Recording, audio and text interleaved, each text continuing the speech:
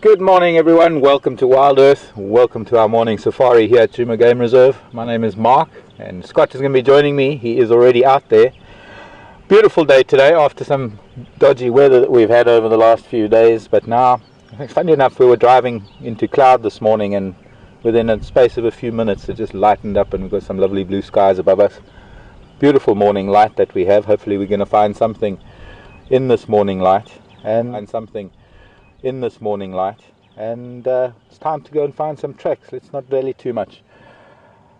There were some lion tracks up in the north. I think Scott's going to go after those. I'm going to have a look around down here in the south to the southern part of our area, and I hope we're going to find something fantastic for you. Do stay with us for the morning, our morning, and hopefully something will crop up. And don't forget, questions can be sent and we'll be answering questions right throughout the morning. Questions at wildearth.tv. And the Twitter, you can send us questions on Twitter, #SafariLive. Let's go find something. Today I've determined is going to be a fun day. Yesterday was a Monday. And I think it's time for a fun day today. The sun is shining. Saw two big magnificent male lions on the way in this morning. Just inside Manyeleti. Unfortunately, being in Manyeleti, we can't go back to them. I tried to put an Instagram picture up, but the camera on the phone isn't that great. I did take some photographs with my other little camera, which might have a little bit more of a definition, slightly better focus. And let's start up and get going. I only managed to photograph one of them because of the other one. They were both pretty shy. I think my dad was asking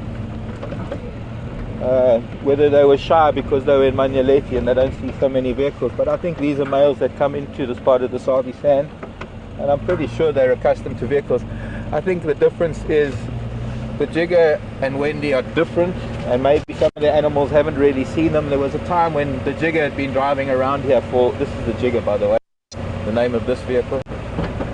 This has been driving around for many years, and there are animals that obviously there we go.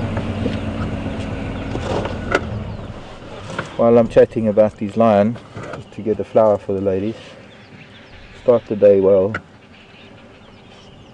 by sending my love to everyone.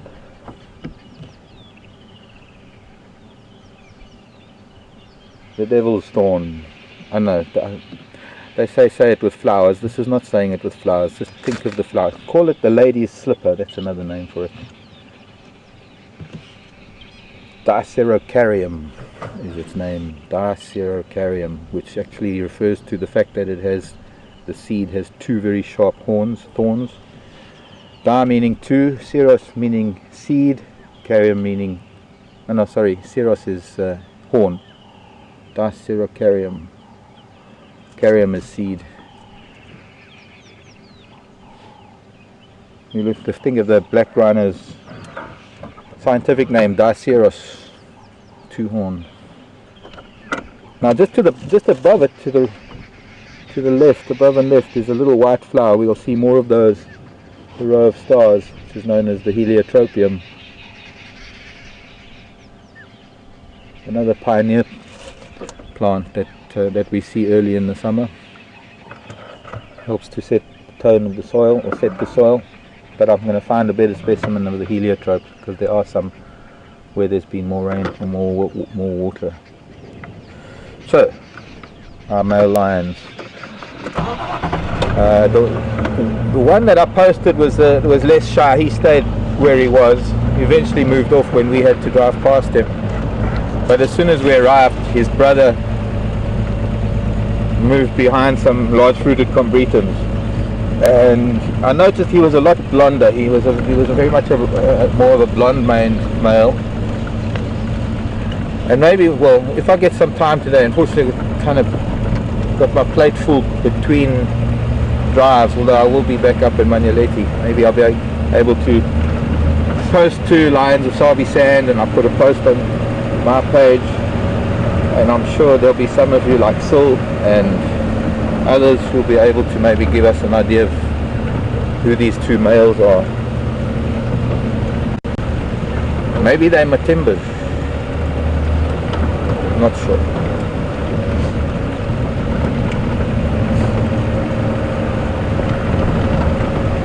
Gorgeous morning. It's kind of morning that lends promise to the whole day.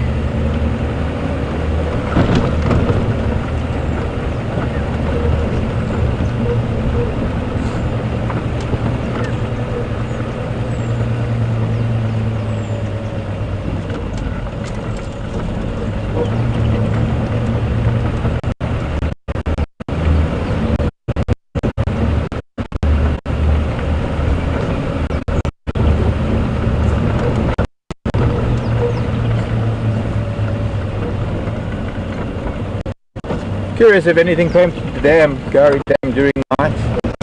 If anybody has any idea, always helps if we have a little hint of things passing through, and we can follow up on tracks perhaps.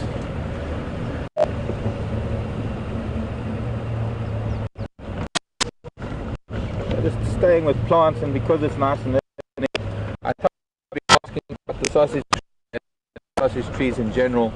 I just want to point out, this is a sausage tree. It's the only sausage tree we have here on Djuma. This lovely big one here, a dove, with a little male redback shrike down there in the bushes.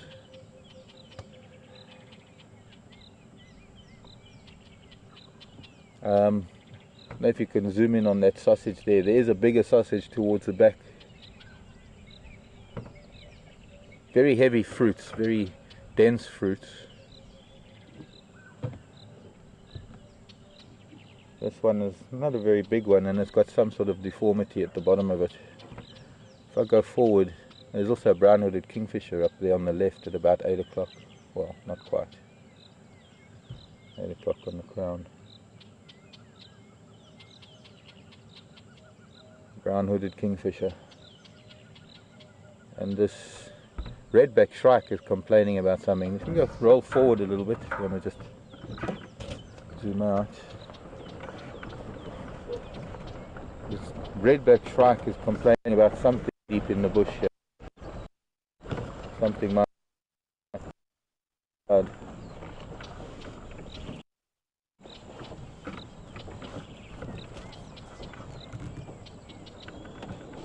clump of grass. And the third one.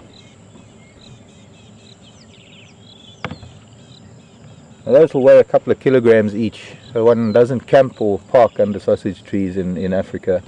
This is a very, very small sausage tree. It's only about, I'd say, 30 feet tall. Pretty much a young. I want to just try and get closer to where this redback shrike was. Looks like he's moved on.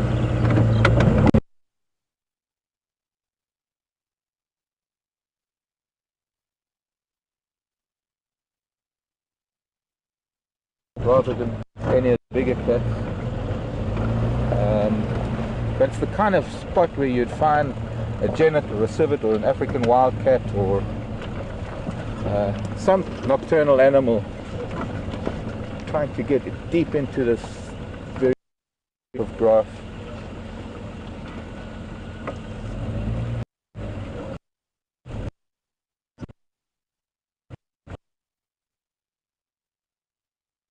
Copy, how's the signal now? Okay.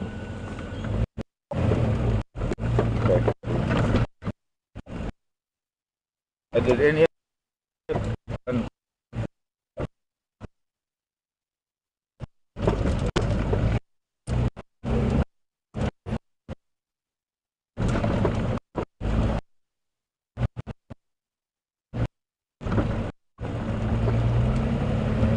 good? Oh.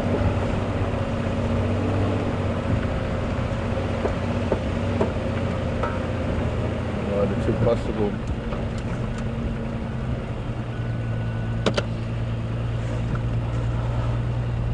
Signal issues. down in the dip. Sorry, I suppose the wrong radio. Well, we're going to just move over to Scott and say hello to Scott, and I'll see you shortly. We're going to sort out signal issues, or I'm just going to get to a better signal area. So Scott's going to say good morning, and I'll see you shortly, or see you in a while.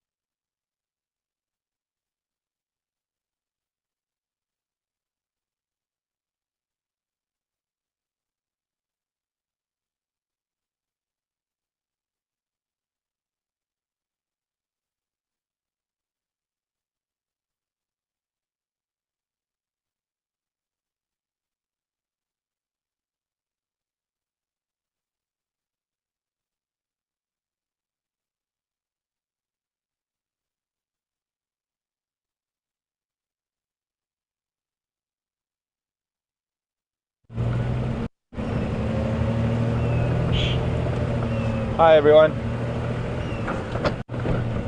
welcome back to the jigger. So we don't have any audio for Scott for some reason. I guess unless you lip read, it'd be no good. And I had a little bit of an issue in there in the sausage was about that. I was trying to see if there was anything deep in the grasses where there was a redback shrike that was twittering. Well, he was alarm calling and stopped. There was also a Ellie that was in bloom that I wanted to also show you, but somehow it was cutting out a little bit there. So we continuing then. I was saying that one doesn't park or camp under a sausage tree. Those sausages get very heavy. Up in East Africa, I've found sausages that are well over 1 meter long, weighing in the region of 10 kilograms. They're very, very dense fruits, very, very fibrous. They, I guess in a way that you could say they're edible, but they're not palatable. There are things that eat them, hippo and elephant eat them, baboons dig in to them for the seed, parrots will get into them for the seed. When they're still small, like little cocktail sausages. I think I see something up ahead. I think I see something big. and grey as something that's going to make me very, very happy to start my day. That was unintentional. I don't really try to make rhymes. Just happened to be that way.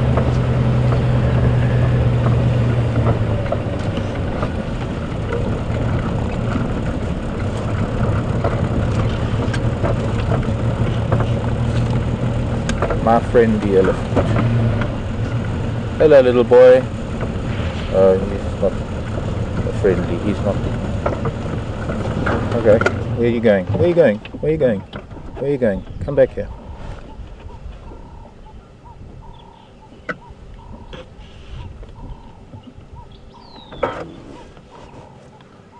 Young bull. Little bit shy. I wonder why. He is so shy. Okay, that was intentional. Let's see, if we just sit quietly, maybe he'll wander closer to investigate. Except he's behind a lot of bushes and not a very great shot on camera, so I'm going to have to just try and move.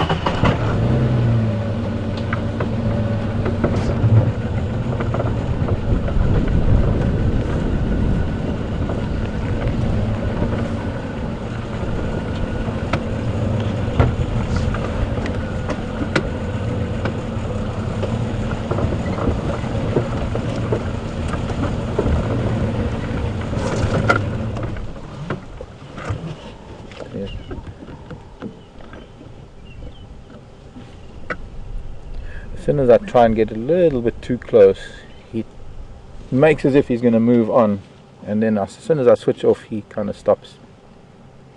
I think his salad selection this morning is more important than anything else. He's just picked up a creeper, some creeper that's pretty big, ground creeper. There are my far lookers.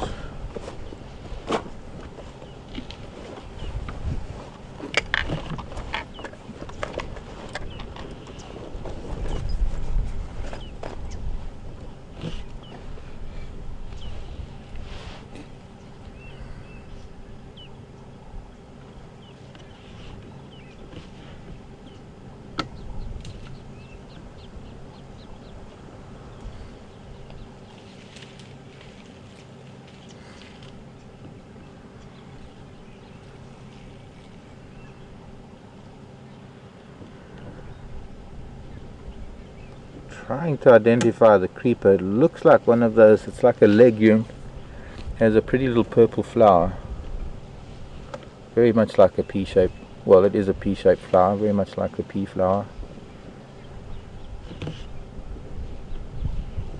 There's another big clump that he's taking now.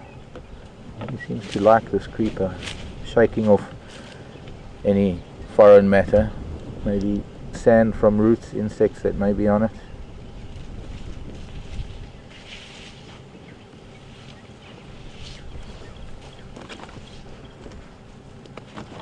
Hello, little boy.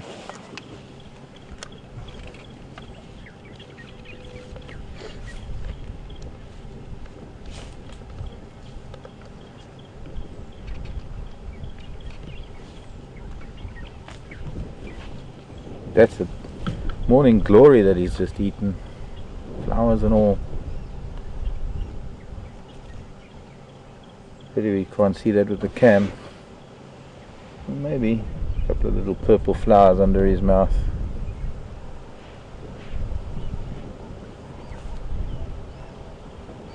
Hello, little.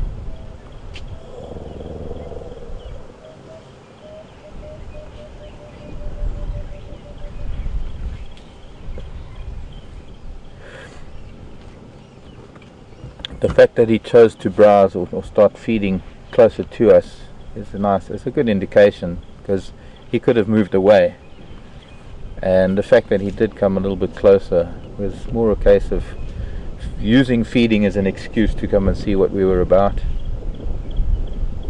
Sometimes they'll pretend to feed, especially if there's not that much ground cover and there's nothing that is that convincing.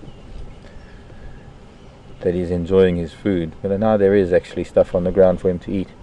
But it's always a good indication when we stop with an elephant and he does that. He also stood there, ears flared a little bit. That wasn't really aggression, it was more a case of just trying to see what we were about and what we might do. And the idea is to sit quietly. Generally speaking, it's very hard to say what to do in certain circumstances, because every circumstance is different. Every time one sees something, it's different. You don't know what mood an animal is in, but one can always exacerbate a situation by misbehaving. And with elephant, if an elephant doesn't come rushing at you with its trunk tucked in and its ears flat against its side, then you're pretty sure that you can sit and switch off and observe and be with them without any negative emotions like anger and aggression. But when elephants are feeding and you sit quietly, switch the engine off, they tend to relax and they tend to ignore you for the most part, unless they get curious and they want to come and have a look.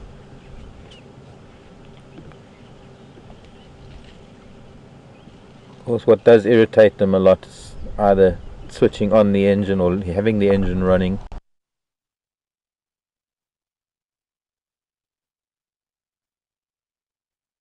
Or even moving the vehicle when they're approaching you, because it's a little bit of an insult to them.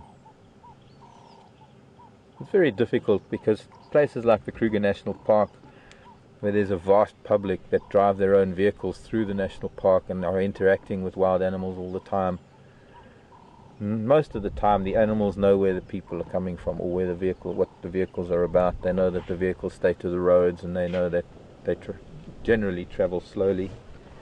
Let's see if we can move and get a better view of him as we go around this marula tree, or to the east of him.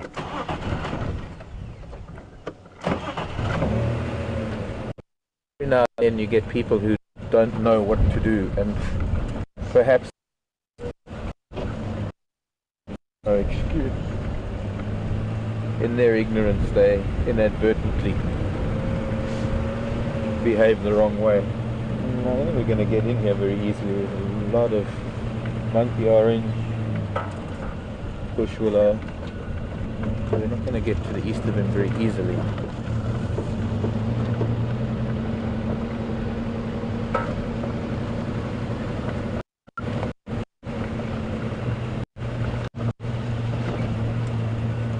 I don't think we're going to be... See?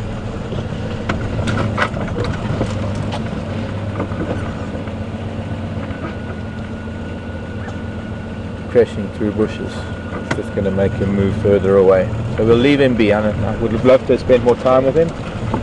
It could be that he's following a group that are heading down towards Gowrie Main. So what we'll do is we'll go around onto Gowrie Main. By the time we get, he might even come through there if he is following another group. Well, it looks like he's just quite happy to pick up morning glories all morning. I wonder what he eats in the afternoon. Corny. Nice way to start. Little Ellie. Probably about a 20-year-old, late teens, maybe 20.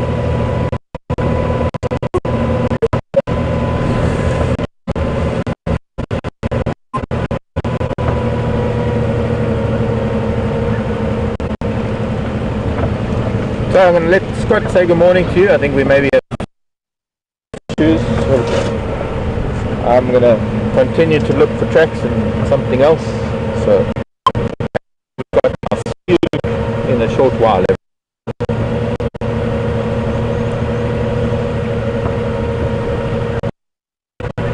Bye.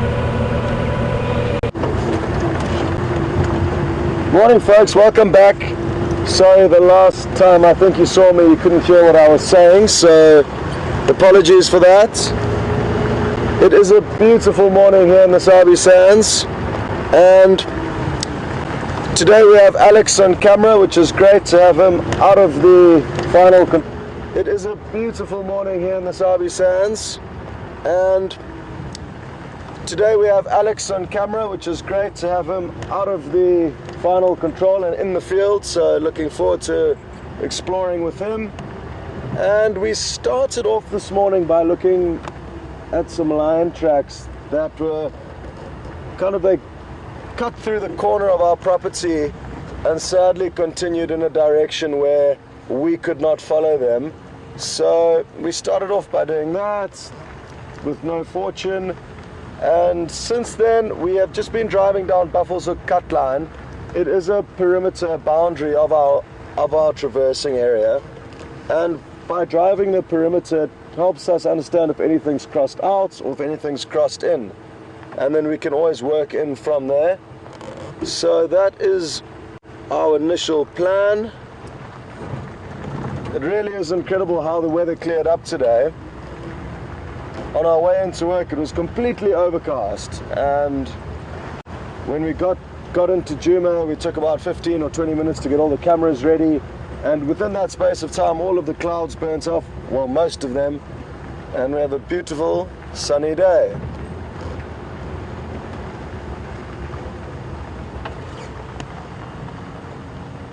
All these road junctions we go past are good places to stop and have a closer look to check for any tracks. Thankfully the animals do use the roads just like we do. It is easier to get from A to B on the main roads, and then obviously when it suits them they cut off and take shortcuts through the bush.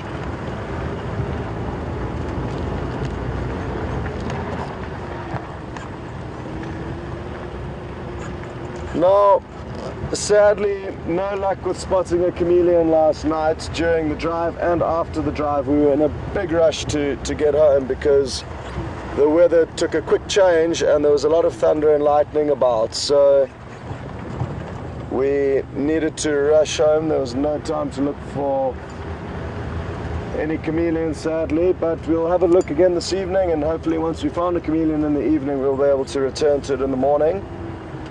But I did promise somebody I would try my best, and we did, but with no luck. What we did see on the way home last night was a tiny little scrub hare. It was about this big. It was very cute in the middle of the road. And a Mozambican spitting cobra, also a baby, about that long, slithering across the road. It's about a half an hour drive from where the final control is to where we stay. And we do often get to see interesting little creatures on those trips.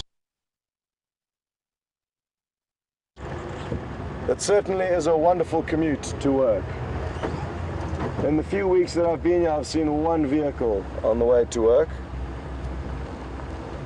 So that's the kind of traffic we need to put up with, which is wonderful. Lots of hippo tracks crossing backwards and forwards over the road, so I'm guessing that these are the individuals from Buffalo's Hook Dam, and they're probably headed out to feed in a northerly direction at night and then come back in the early hours of the morning.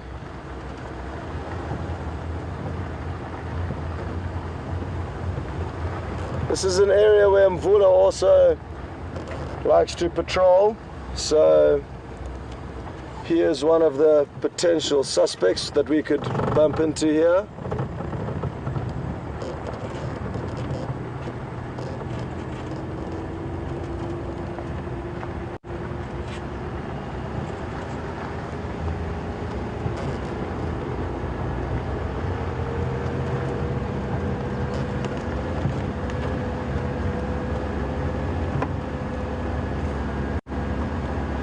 Folks, please don't forget to put through as many questions as possible.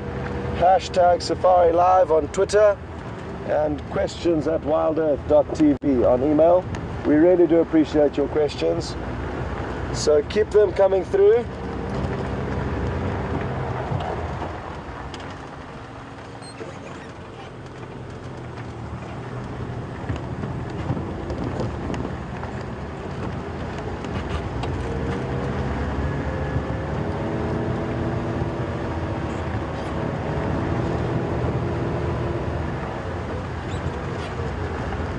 lots of elephant tracks on the road as well.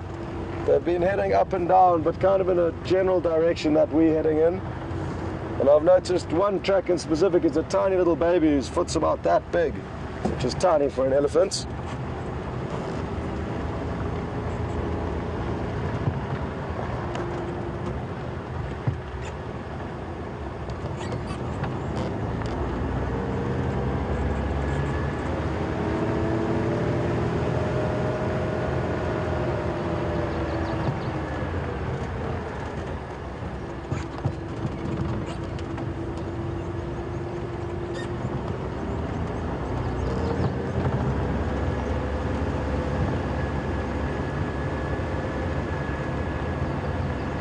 We did pass by the area where we saw the warthog and the 3 little piglets a couple of days back, but I think it was still a bit too early in the morning for them. They tend to enjoy sleeping in, and they'll probably only start emerging from their burrows around now.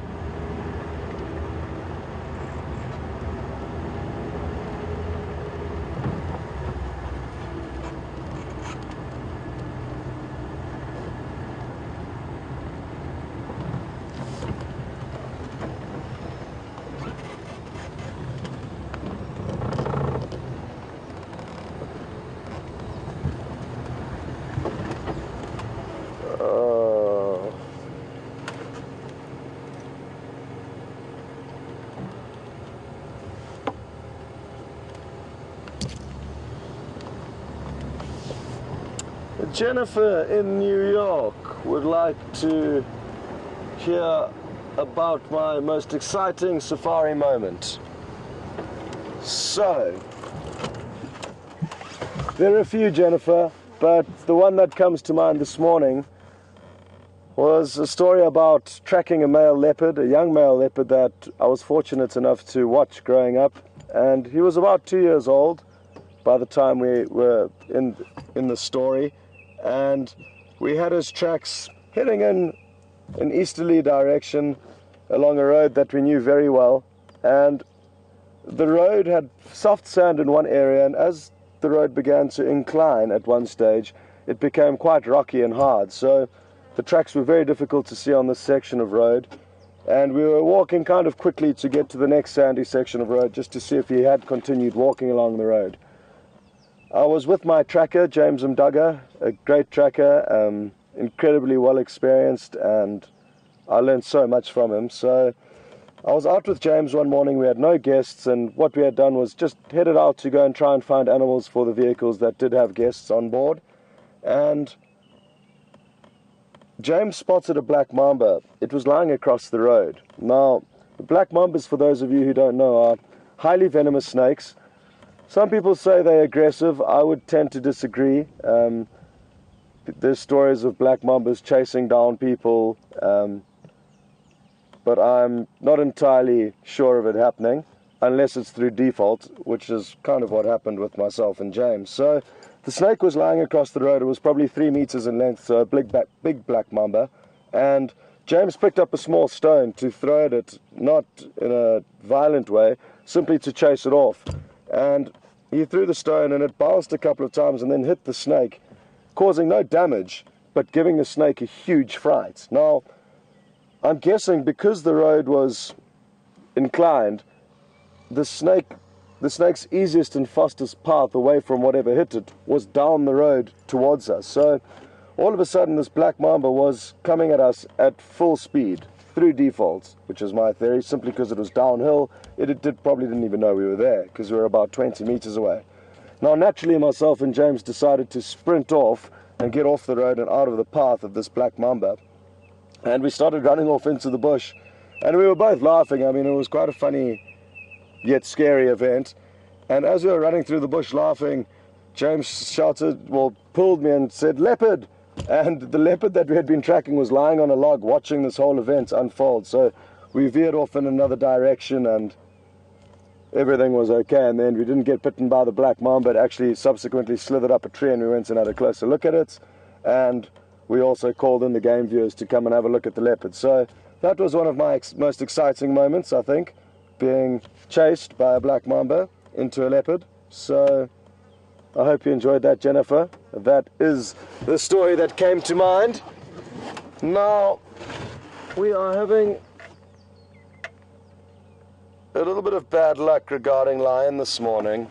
I'm going to try and position the vehicle so that Alex can get some of the tracks in shots.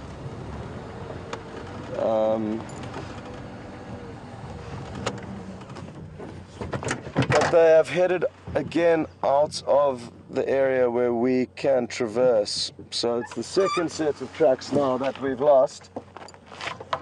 Are you on this one? Yeah, Alex? Cool.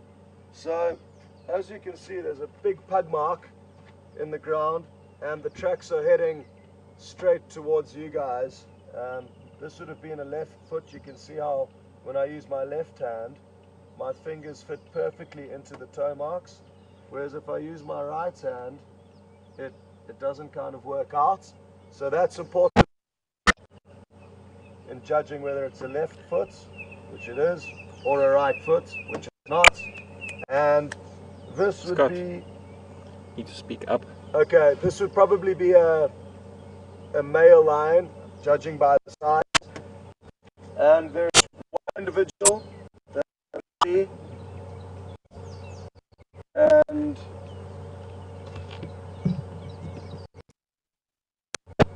other than that, I can't see any other pride members. So I think it's one lion that's headed through here, potentially more, but I'm not going to waste too much time because they have headed out of our area of operation. But very nice to see some fresh lion tracks. But sadly we cannot follow them. Now they look like they're from early last night. The reason I say that is I can see the track of a nocturnal bird on top of one of them. So the fact that a bird's had time to step on their track, a nocturnal bird, indicates to me that the tracks were probably from earlier last night as opposed to early this morning.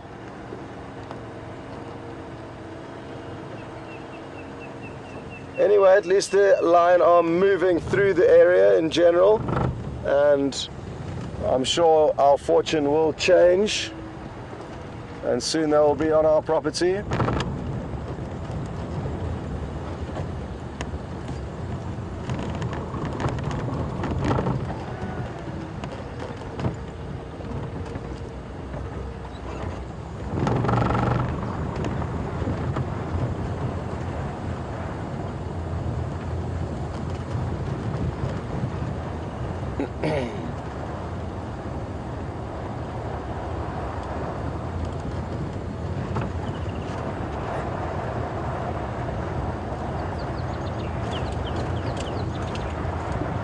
That is the nice thing about checking the perimeter of our area of operation.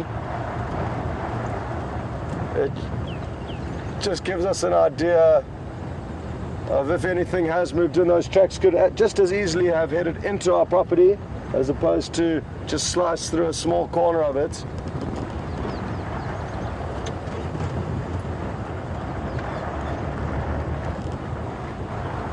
Okay, now there's tracks of a second individual. So they do bob and weave.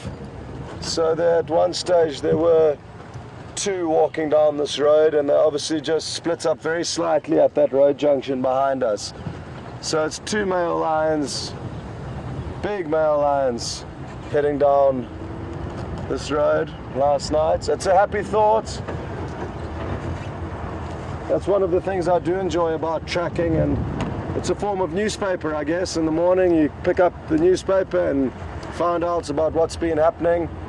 And these roads that provide us a very similar experience.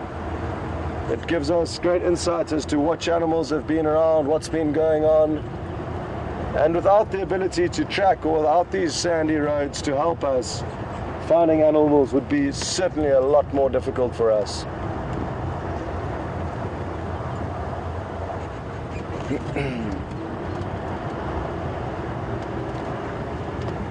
Now this road that we're driving down is called Cheetah Cut Line, and I would like to think that when it was named many years ago, it was because there were a lot of cheetah that used to spend time here. Dynamics do change over the years, but judging by the name of the road and the fact that it is fairly open, that is something that we could think positively about, a potential cheetah sighting.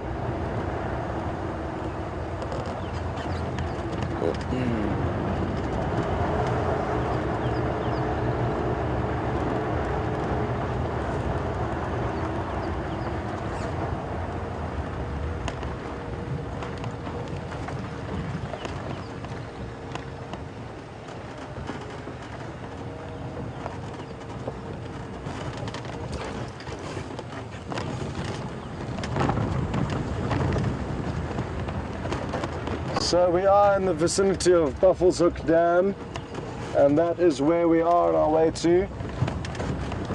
It's not easy to choose my favorite dam so far, but Buffalo's Hook is definitely up there with a potential favorite, or as a potential favorite.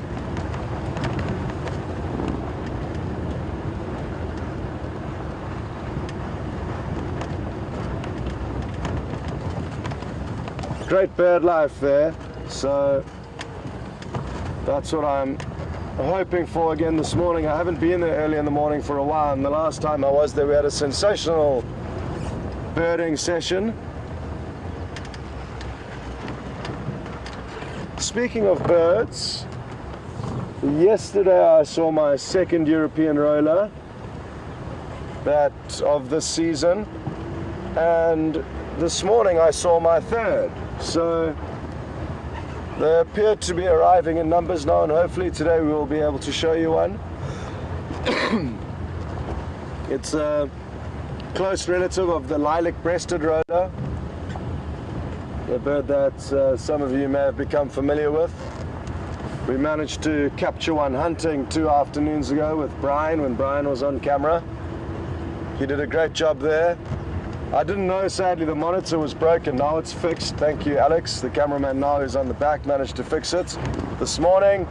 And anyway, I didn't have a monitor, so I didn't realize to what degree Brian had captured that moment of the lilac-breasted roller hunting. But that evening, he showed me the clip on his computer, and it was a very good sequence, I thought. So well done to Brian for capturing that.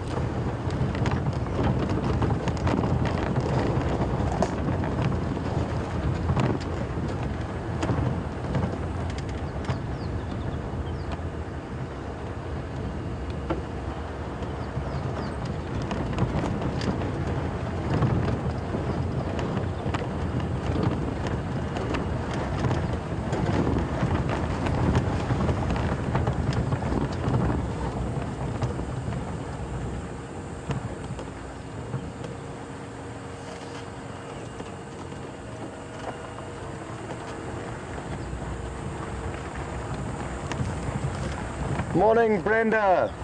Brenda's just asked if it is safe to camp in the bush, and it certainly is, but you do need to take certain precautions. Awesome, there's a squirrel. We'll just see if it decides to show itself, but in the meantime Alex can just focus on this beautiful leadwood tree while I answer Brenda's question. So now, camping in the bush does come with certain dangers or risks, but I found in all my time camping, as long as you have a cover over you when you're sleeping, you have nothing to worry about. So a cover as thin as a mosquito net is what I've used in the past. If you'd like to see some photos, I've got some cool camping photos on my Instagram account. If you look through there at my Instagram account's Scotty D Safari. So look through those pictures and you'll see some mosquito net camping when I was up in Tanzania. But usually having a fire is a good thing to help deter animals, and a lot would depend on your area of operation or where you are camping. Certain animals may be more cheeky or prone to cause trouble, be it hyena or lion, depending on the area where you work. But wherever I've been, I've had no problems camping. You do kind of want to sleep with one eye open, but yeah, I would be more concerned about some of the smaller creepy crawlies than the bigger animals when camping. So yeah, camping out in the bushes is one of my favorite things to do, especially the fact that you're away from all noise and electricity, and you can really get into touch with nature and hear all those sounds at night, which is one of my favorite things, just listening to animals from around the campfire with no noise pollution or light pollution to disturb you. So, oh dude, well done. The squirrel's out. Beautiful. Sorry, I was so busy yakking away, checking all over, that I didn't notice that Alex had got the squirrel in shot. Now the squirrel could well have a kind of nest cavity within this dead leadwood tree, and in there it would sleep, raise its young, and also store fruits or seeds, which is this is the time of the year where they really pack their pantries full.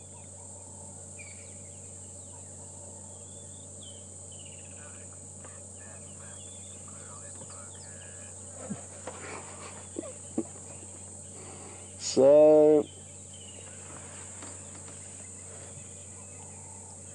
yeah, camping in the bush is something I love. I've had some of my most memorable camping trips in Kenya and Tanzania quite recently in the last 2 years that I was up there.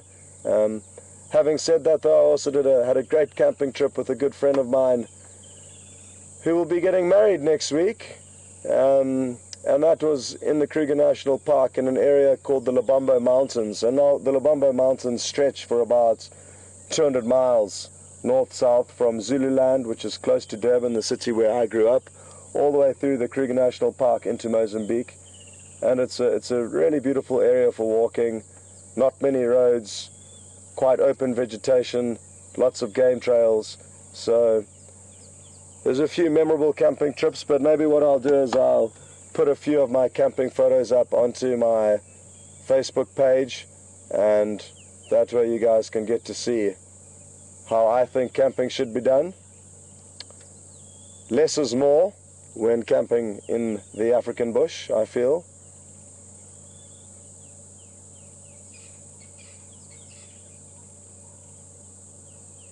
The squirrel is very relaxed this morning. Maybe it's done some of its foraging already, or maybe it's keeping an eye out for the fellow squirrel that is out foraging. But thank you for that question. If you haven't come to Africa, or you have been but you haven't been camping, I would suggest putting camping in Africa on the list of things to do, because it really is exciting, and you do get varying degrees of luxury. Now, in this day and age, you can go for the very rustic, less is more approach, or the glamping, which is glamorous camping. And you do get quite a few outfitters that will ensure that you have running water and flush toilets wherever they do set up your camp in the bush. So if you do require the finer luxuries in life, don't let that deter you, because that can all be catered for. And what a thing knowing that you've got your own luxury tented camp set up in an area that you've basically chosen just for the few days that you're there, and then you move off and the camp gets taken down. Folks, I know we've just got to Buffalo's Hook Dam, but Marc has found something very exciting. So over to Marc. Enjoy this, folks.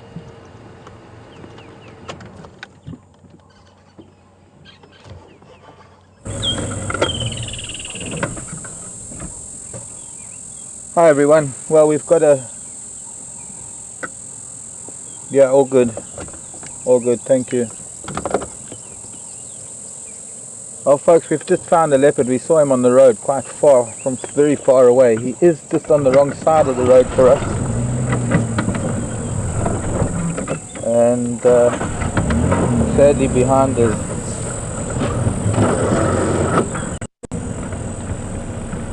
Where is he?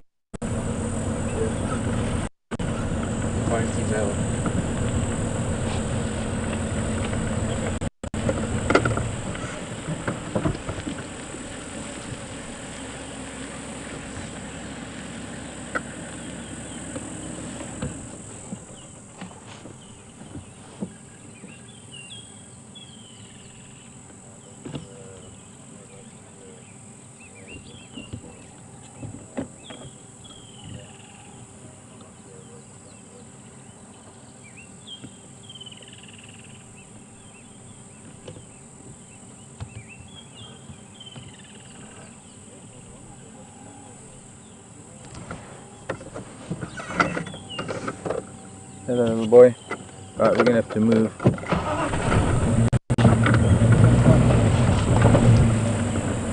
Coming across onto have it.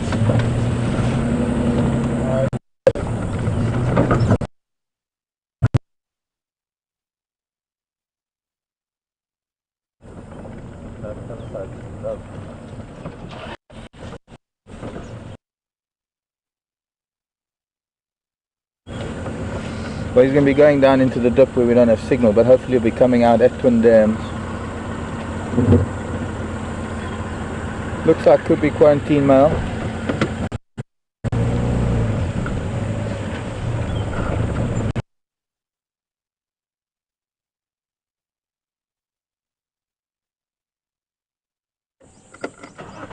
I was following the lion tracks all the way down Gary Main towards us where we are now.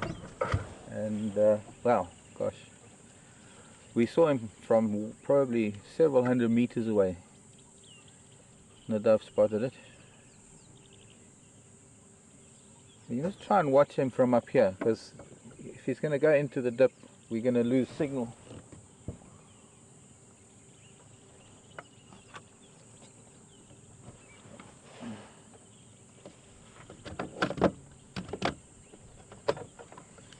Any Juma stations out this morning?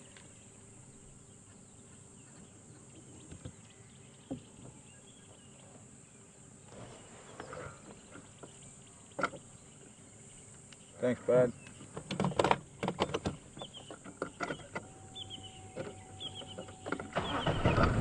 Okay. Let's just try and get to... You go, Tex?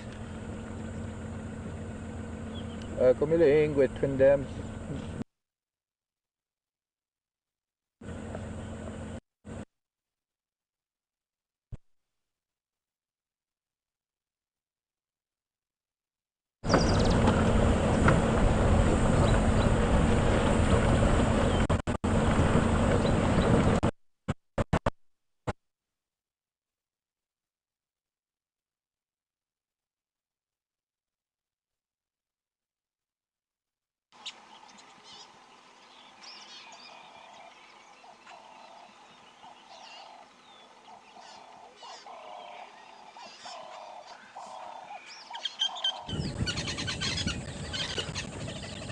Welcome back, folks. Well, sorry that you've lost Marc, but how great that he's managed to find you a leopard this morning. So I'm sure his reception will come back shortly and you'll be taken back to him. So in the meantime, we are looking at a grey heron here at Buffalo's Hook Dam. It was quite interesting. As we arrived and you got linked over to Marc, there were 4 of them doing a kind of aerial display, which was great to see. And now what we've also noticed is that there are some red-billed buffalo weavers that we've spent time watching build their nests, and they're these big clumps of thorny branches that they use to build their nests. But I was just mentioning to Alex, what they're doing is they have been focusing on the exterior, the kind of main building, using the thorn branches, mainly buffalo thorn branches out of interest.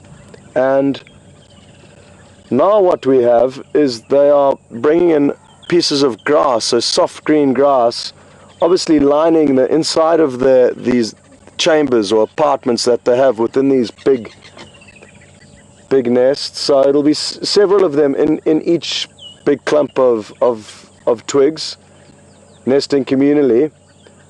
But what we can read into is that obviously now that they're lining the nests with a softer, greener foliage, it would indicate to us that they are shortly going to be laying their eggs and incubating them. And it's usually a short incubation period, depending on the bird size. For these birds, I'd guess kind of 2 weeks, 10 days to 2 weeks. There comes one with this. Oh, no.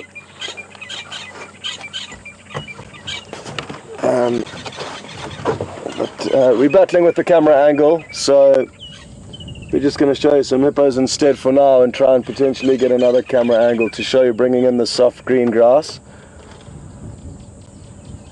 These are the hippo that we assumed were heading back here after their night out feeding. We saw their tracks not far from here. It really would be interesting to be able to follow them more closely at night when they do spend time out of the water and on land.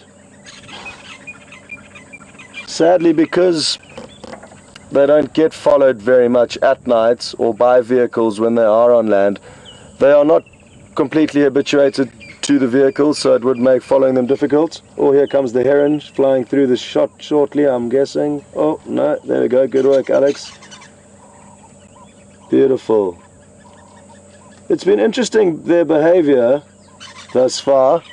There's been a lot of backwards and forwards between what was initially 4 herons, and now the 4th one has finally left.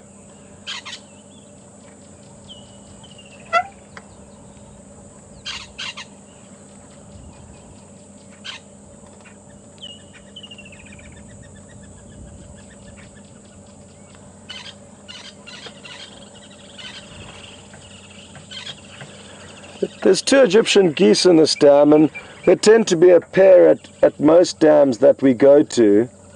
There's a pair at Twin Dams, a pair at Treehouse Dam, now this pair here. However, there's only one pair that has given birth out of the 4 different pairs that we see, and that is the pair at Vuyatela Dam, which is quite good actually, because that is the dam where we have the webcam. And I saw some great footage of the 7 little goslings feeding with their parents yesterday. So if you do want to see some baby Egyptian geese, the webcam would be a good place to tune into.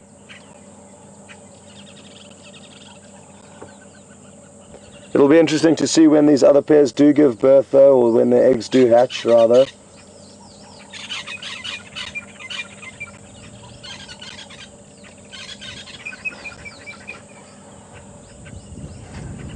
Well, I think it is time for us to slowly carry on perusing, and what might be worthwhile is for us to head towards where Marc has found that leopard, and that way maybe this vehicle's Ellie will be able to pick up signal in areas that he can't, and vice versa. The vehicles have got slightly different technology in them, because the technology used to be able to broadcast to you is so rare and new. A lot of the time we battle to get matching parts, especially out here in Africa. So there are slight differences between the 2 vehicles' potential reception.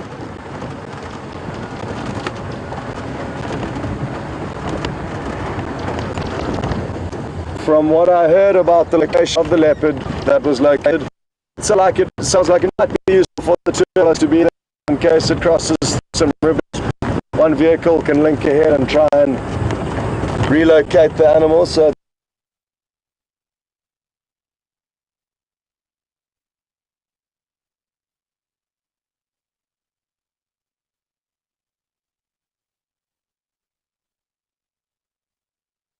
much ground as possible, and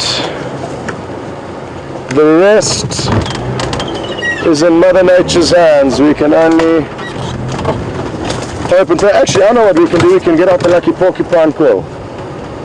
Everybody think happy thoughts. Porcupine quill is coming out. Thank you, Hayden, again. We'll put it in its little spot there, and now we have done everything possible, everything in our power to find this animal again. So, stand by. What I'm thinking of doing is stopping shortly and switching off the vehicle and listening to any sounds or signs we may get from small birds, squirrels, because when we're driving we can't hear anything. So it's not an easy decision to make, but we have been driving for a while now, and we might need to stop and let nature try and guide us into this rather than just driving around willy-nilly. I've just seen an impala, and the impala is relaxed, but the leopard could be creeping up on the impala, which means the impala would have no idea that it's here. Wouldn't that be nice if we found the leopard as it was about to pounce on an impala?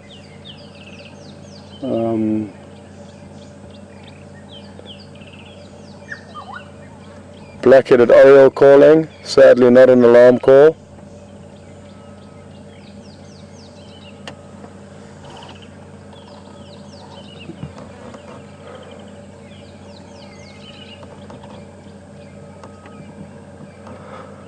Okay, that's about as long as I can tolerate sitting still, so we're back on the hunt. Like I say, it really is a toss-up between following your gut feel and just driving around in the general direction that we know it headed in, or stopping to try and listen to any clues given to us by the animals here.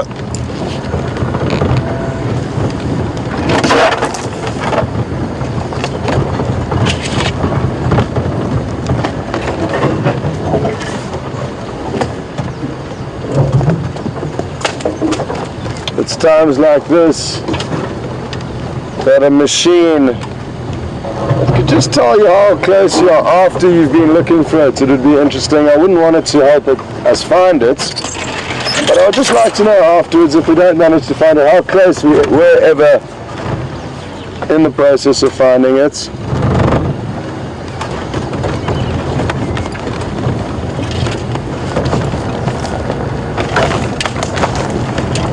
Zanella does like to spend some time off the road there. She's a bit of a tomboy, so she's getting a fix of off-roading now. Come on, leopard. Where are you hiding?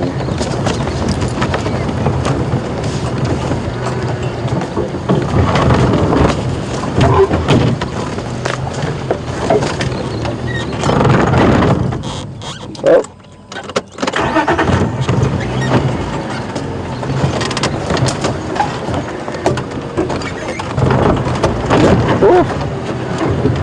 A little bit bumpy there. Popping over a fallen down log, fallen down tree.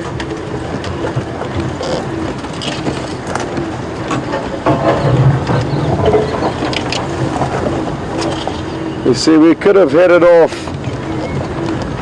unnecessarily in a direction that we knew it was heading in, but it may well have just headed 20 meters and lay under a bush that's as difficult for us to see, or it could have continued walking at quite a fast rate. So there are just so many variables that make it difficult for us to choose what to do next. if Marc had have spent more time with it initially, that would have aided us in that we would have known that its general direction of movement was north or south or east or west. But the fact that he just saw it heading in a westerly direction for a short space of time doesn't mean to say that it hasn't altered course quite drastically. The guinea fowl there that Marc saw earlier that were apparently alarm calling, but he seemed to think that they were alarm calling at an African hawk eagle, not a leopard.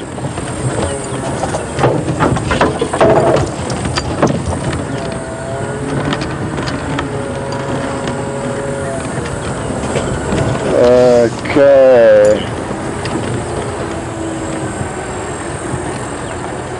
So, working area, have you moved out?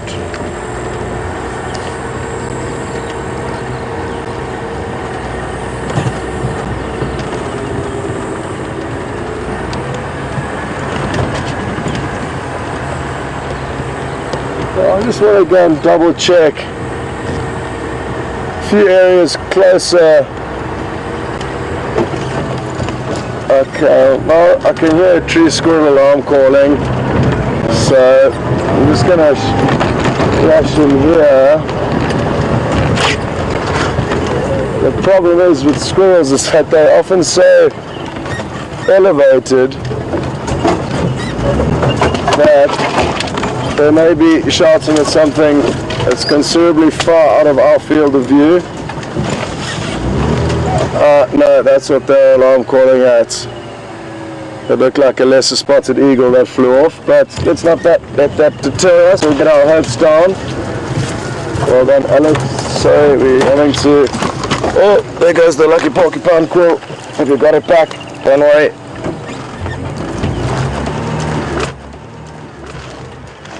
I'm just going to plonk it in here for safekeeping, but it's been activated. It is working for us now. Come on, little leopard.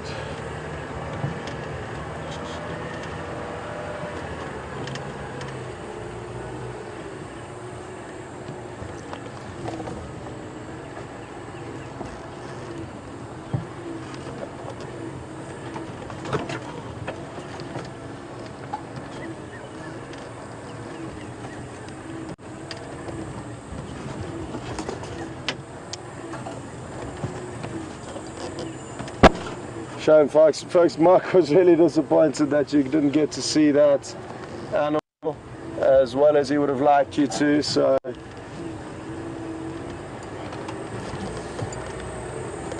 do bear with us. It's as frustrating for us as it is for you.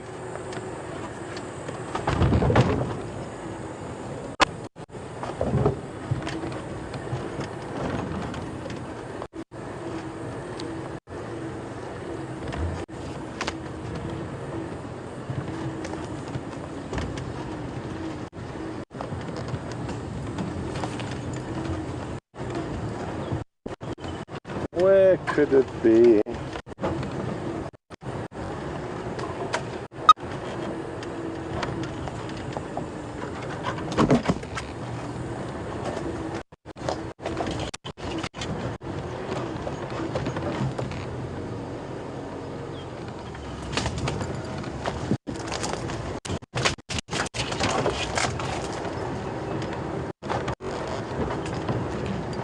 Okay. Well, now one thing we can do is check really close to where it was last seen. Here's Marc again. We still haven't given up, folks. Marc's still scanning this area, as am I. I'm going to just check a lot closer by in these thickets close to the dam where it may be lying down. He saw it heading away from the dam, but I'm not sure entirely how far away he saw it heading.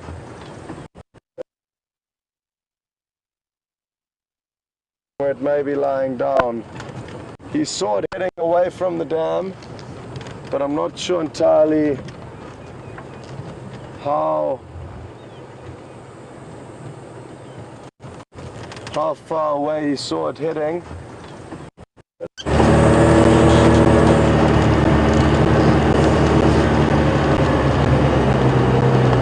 Morning, folks. Welcome back again.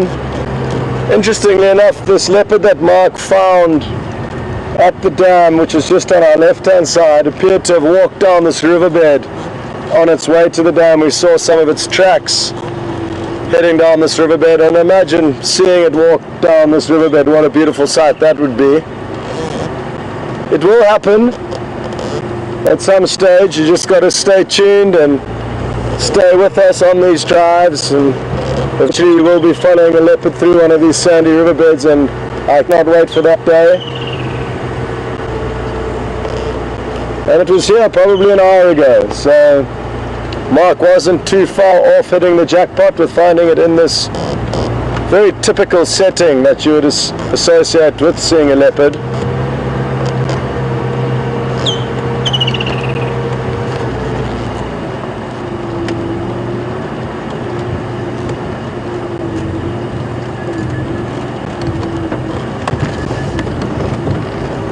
Marc kept an eye on those elephants, and he did give us a message that we were still on track for the luck, and we've timed it magically, folks. They are just arriving now as we speak, so no luck with the leopard, but a huge luck with the elephant. And what we're going to do is just park directly opposite where they're approaching and be spoiled with the magical sights.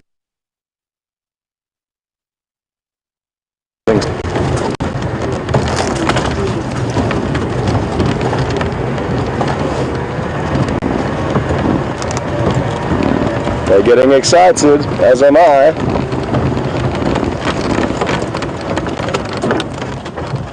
Wonderful. Look at this.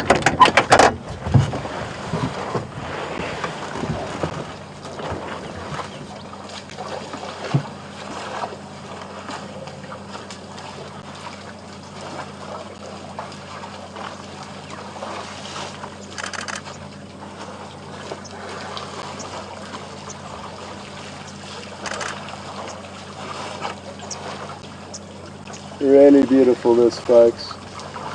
We couldn't have a better angle to be viewing them drinking.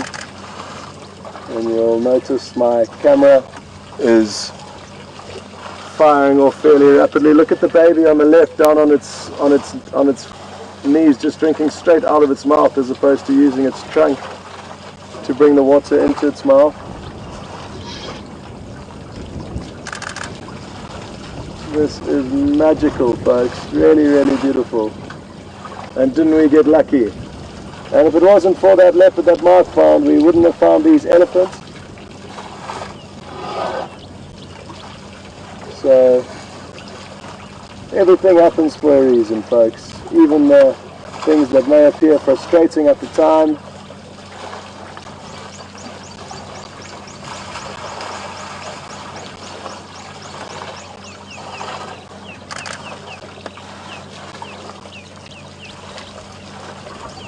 Wonderful.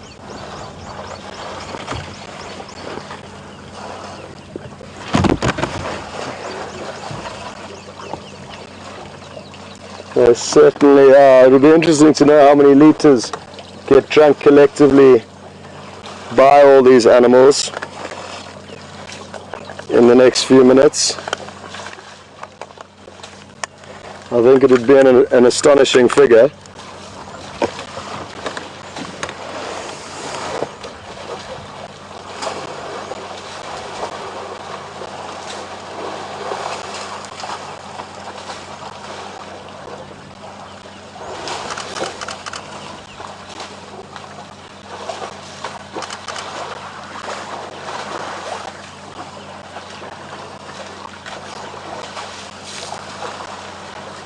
Beautiful, they're really getting involved here.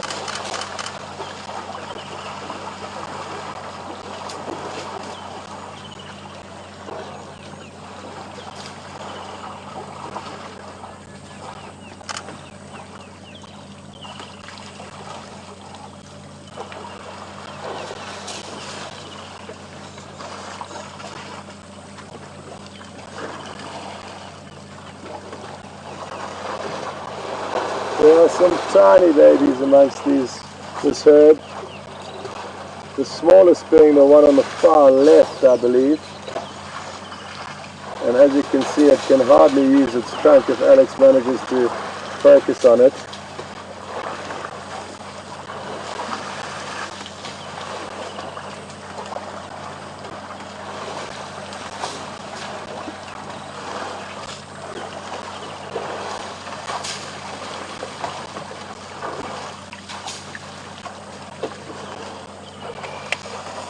Cute.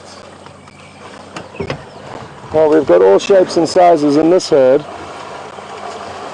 Some beautiful big old cows all the way down to some tiny newborns, probably only a few months old.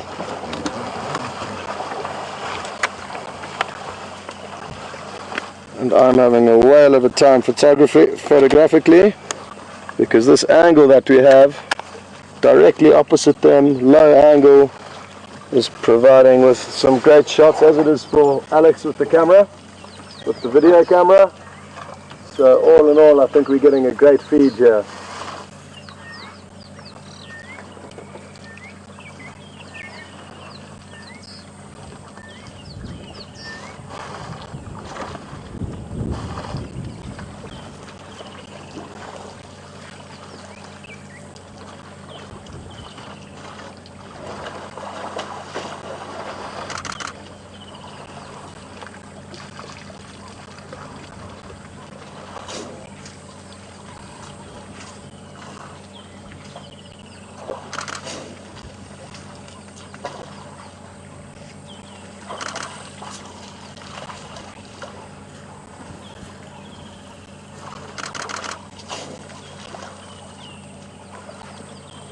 It appears they've now headed up to a smaller little puddle at the top of the dam where they can find some mud within which they will throw over their bodies to create a protective layering. So, oh, this is going to be awesome. There's some babies lying down and rolling around in this mud wallow now, so I'm just going to try and turn us around as quick as we can so we can get to show you this.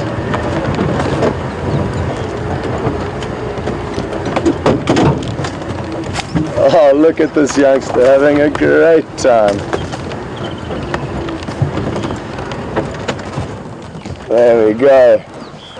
Kind of just got the end of it leaving there, but hopefully these others will continue to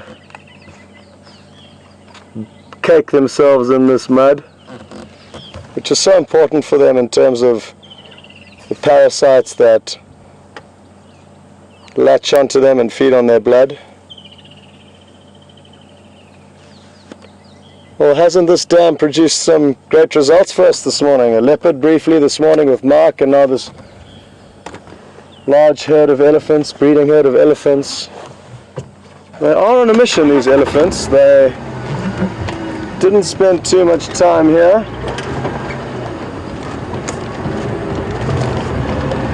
Who knows what the hurry may be. But whoever the matriarch was in that herd certainly has decided to keep the herd moving. Now what I'm going to try and do is try and cross back down into this riverbed, because it appears that they are going to cross it. So again, it's a bit risky with regards to signal, but it's a risk worth taking, because if we do get them crossing this riverbed, it'll be beautiful. Try and maybe turn that camera on there. Okay, so we are back in the riverbed, folks, and shortly we are going to have the elephants crossing just ahead of us.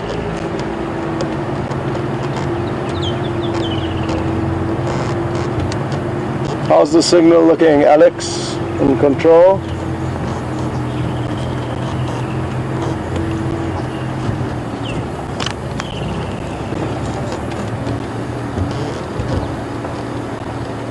Okay, all the good news is Alex in control says the signal's still looking good.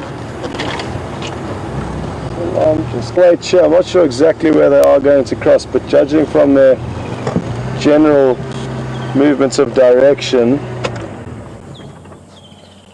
or direction of movement would probably be a better way of terming that.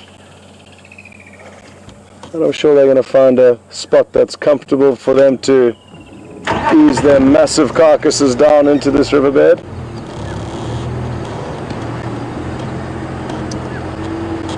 Again, we're getting a part with a great angle here because we're actually below them, and the lower you are to the ground, the more realistic the angle is you're getting on animals. So in terms of their size, and you get a far better perspective the lower down you are. So I think from here we are going to have the best possible angle. Now there's a little gap that they may try and come down here, which would mean they would be passing meters in front of the vehicle.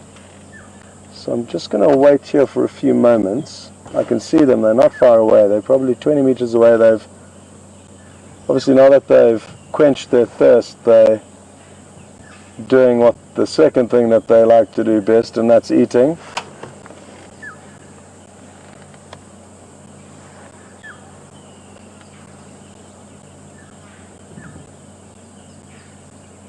Again, folks, please just bear with us as we wait for them to hopefully continue on the path that they were moving on.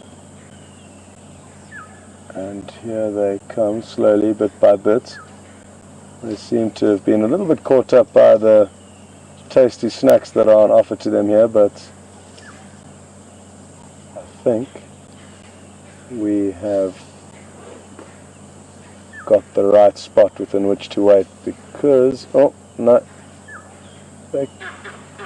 okay, now that noise you can hear, similar to that, there it goes again, is a monkey alarm calling.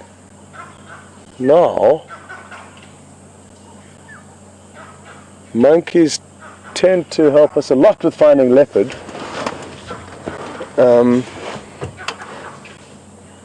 What I'm going to do is keep an eye on these elephants, but rather try and get a view of these monkeys and where they are looking, because if we can see which direction they're looking in, then we'll know where the threat is that they are alarm calling about. Now, at the top of a tree over there, Alex, I'm not sure if you're going to be able to get it, there is one monkey that I can see. It appears to be looking the big tree, right at the tallest big tree up there, kind of 1 o'clock. There is one sitting up there, and it appears to be shouting down to the right, east of us.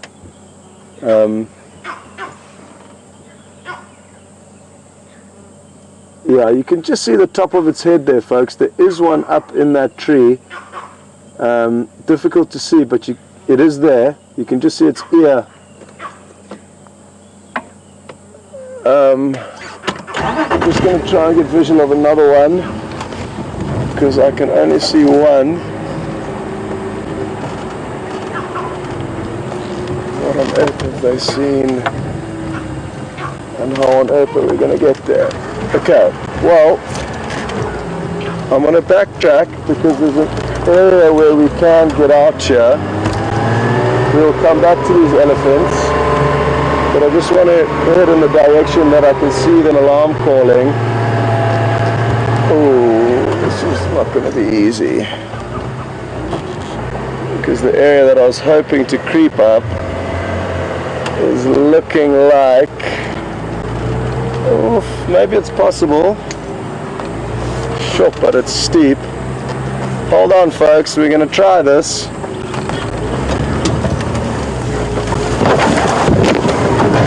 Come on. We tried, but no luck.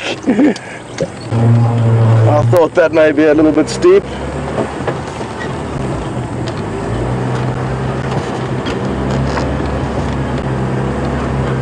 The fact that they are still alarm calling is a good sign. They probably can see whatever it is that's alarming them.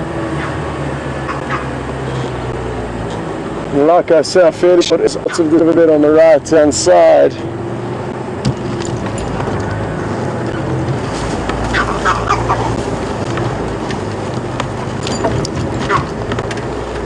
So my plan is to come back to these elephants, but rather try and capitalize on the help these monkeys are providing us with. Hopefully it won't take too long to find a spot where we can get out, and I think this is it.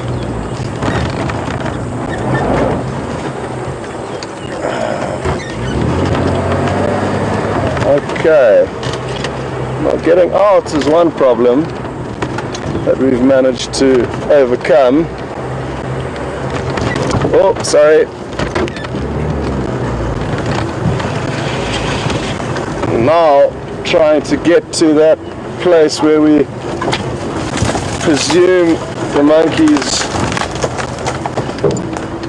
are alarm calling. Shoof, it's looking exceptionally thick, folks.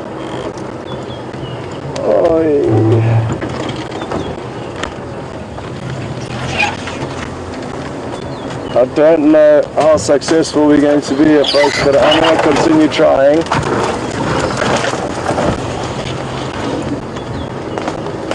Oh la la.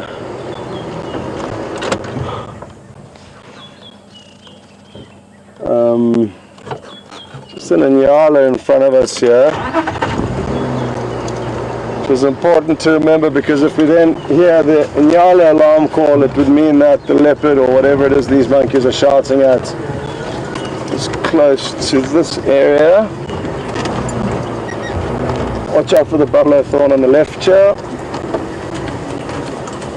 I can see a little gap within which we need to try and get to, but getting to it is proving to be close to impossible. Although we could potentially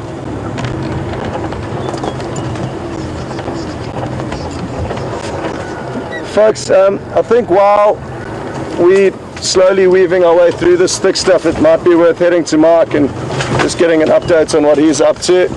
That way I can concentrate on off-roading and hopefully find whatever it is they're shouting at. So we'll see you a bit later, folks.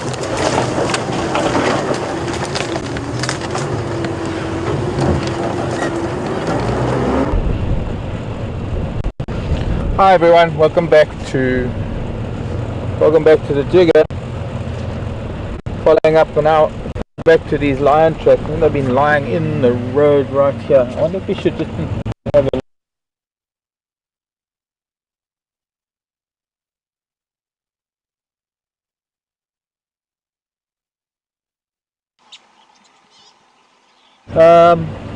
an old quarry, probably for taking soil for building, fixing roads in the past.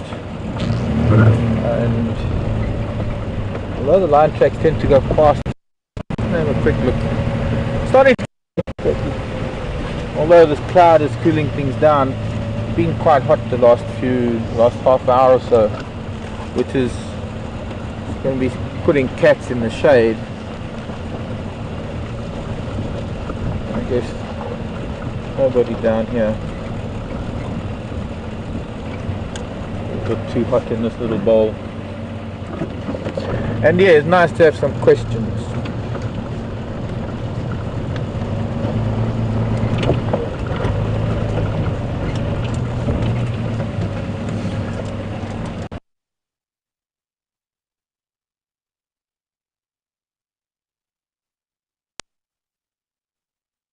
Minnesota. I wonder where you are in Minnesota. You in Twin Cities?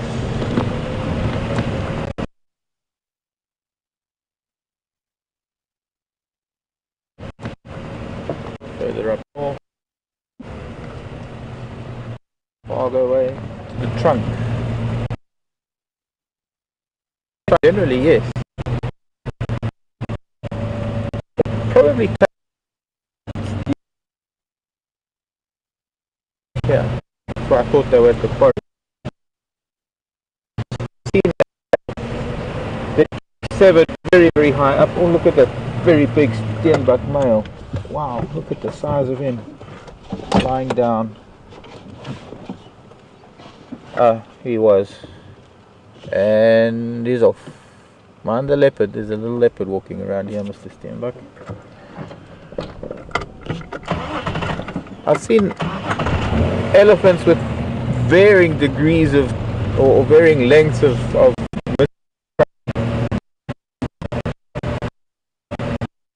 to survive pretty well. There was one thing, there was about 25 years ago, somewhere back in the past, in the area around Lake Victoria, no, not Lake Victoria, Zimbabwe. It's with developing a muscular disease.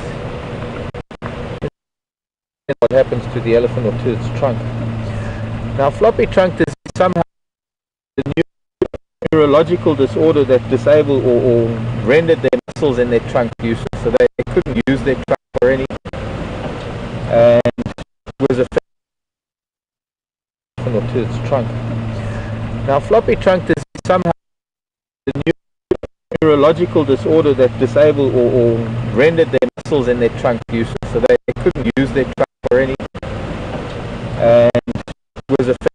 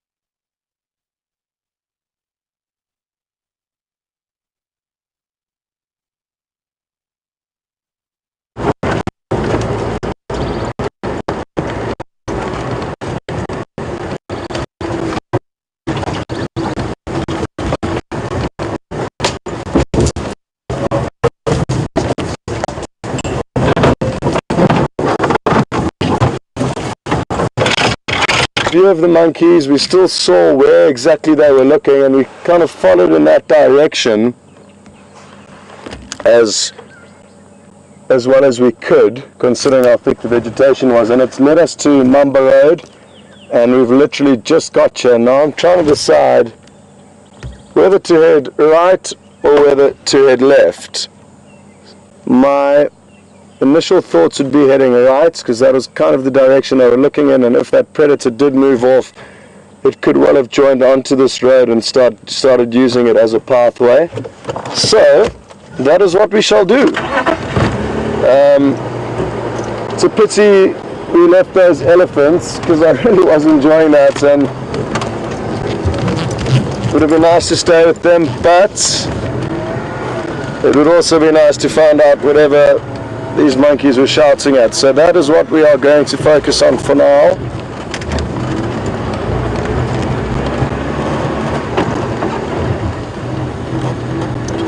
And hopefully,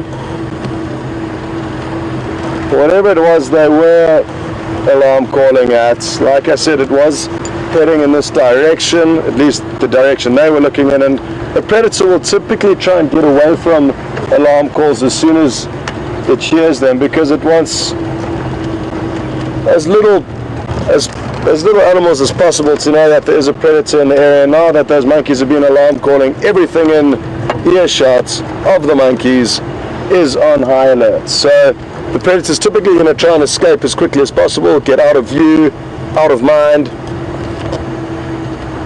and it was heading in this direction. So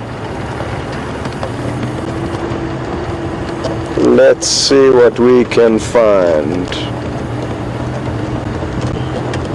Still no tracks on this road.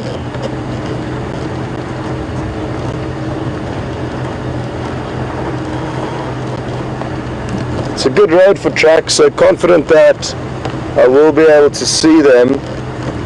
Different roads have got slightly different substrates, so Some are very difficult to see tracks on and others a bit easier. This is one of the easier ones, so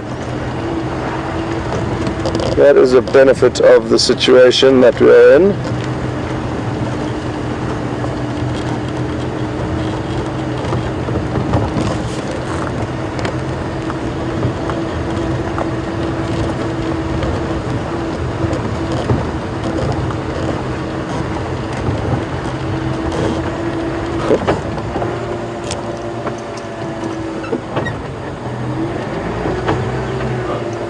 See if you can get that little lizard running down the road there on the right hand side. Looks like it's got quite a colourful yellow tail. It's just at that stick that's crossing the road. There we go. Awesome. So there's a little skink of sorts. I'm not sure exactly what kind, but it will be part of the skink family. It's probably only 2 inches long. I doubt it was this that the monkeys were alarm calling at. But it is a little predator in its own world, a little insect hunting machine.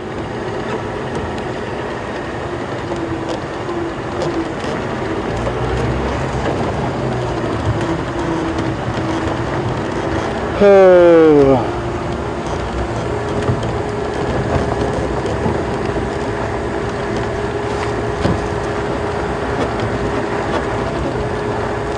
Well, this morning certainly has provided us with a lot of excitement, and I can't reiterate enough that that's what it's about. It's not about permanently having these impressive animals in your screen or in view, because if that was the case, there would be very little joy in seeing them. The old supply and demand chain can be applied to nature as well, or game drives. The lower the supply, the higher the demand, and that's what keeps us coming back. The fact that it is difficult to find these animals, and that if they were around every corner, there would be no excitement in doing this. So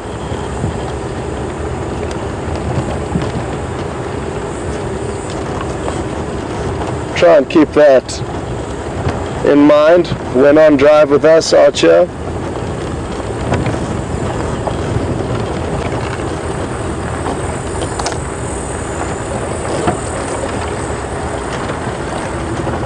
I even keep checking behind us to see if whatever it was the monkeys were alarming at hasn't popped onto the road behind us, but it doesn't appear to have. I'm quite happy we've ended up on Mamba Road. I haven't spent too much time on this road, and it's leading us to a very pretty area that I'd like to share with all of you.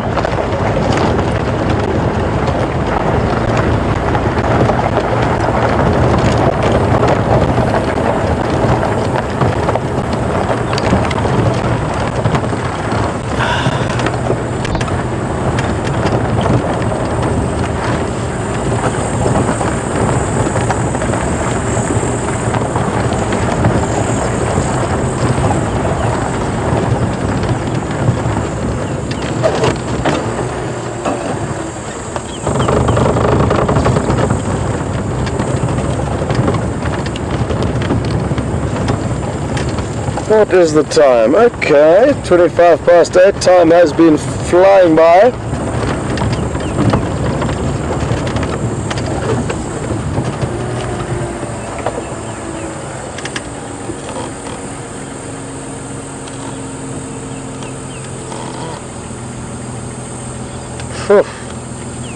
Well, we certainly have seen a lot of tracks this morning.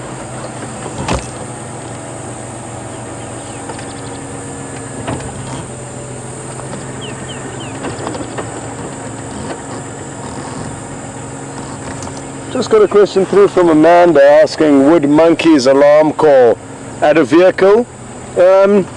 Not likely, Amanda. The reason being is we typically don't pose a threat to the monkeys, and therefore they would have no reason to alarm at us, and treats us like a predator. So, no, not likely, but it may have happened somewhere in Africa before, but as far as in my experience goes, it hasn't been something that's happened to me, and it's not something I see being likely. Like I say, if you just think of it in terms of the fact that we don't pose a threat to the monkeys, therefore they have no reason to consider us a threat, and therefore no need to alarm. But animals that they would alarm call: lion, leopard, wild dog, cheetah, potentially hyena. I've seen them do it to hyena a few times, but mainly not hyena. But sometimes animals do get confused and see hyena as more of a threat than they necessarily are. Birds of prey, monkeys will alarm call out. Big birds of prey: martial eagle, crowned eagle, a wide variety of predators, but we are not one of them, sadly. Well, actually gratefully, because if they alarm called at us, it would be quite confusing. I'm just going to jump out for a second, folks. There are some male leopard tracks heading in this direction, just where I've turned around. So I just want to establish which road they headed down at this fork. We've just come down the road on our right hand side here, Mamba Road, so if it did head down there, we didn't see it, so that's the end of that option. But if it did head down this road on our left here, then potentially we could be in luck a little bit later.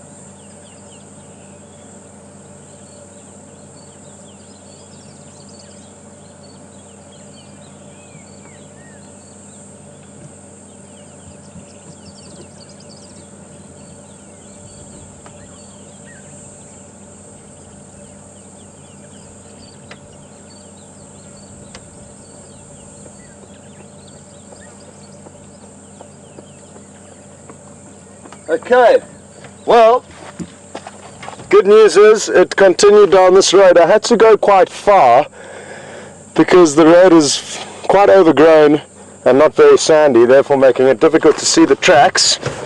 But there was a little sandy patch further down where I did see what looks to be a male leopard who continued down this road. How early it headed down this road last night, so I'm not too sure, but I'm confident in saying that it did head down this road sometime last night. Excuse me. So I saw his tracks just on the left hand side of the road here, heading down.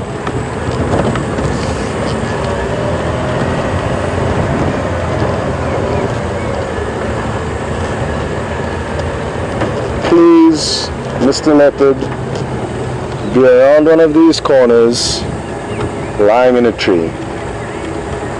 It's a simple request. Mother Nature, if you could assist, He'd be very happy. Folks, I still haven't seen a leopard up a tree since I've been here, and it is beginning to get on my nerves a little bit. Hence the special request from Mother Nature. As I did mention earlier, it is a good time of year to see leopard up trees, especially the marula tree, where they get good shade, and by being elevated they get a good breeze coming through, so they aren't blanketed by the thick grass as they would be if they lay on the ground.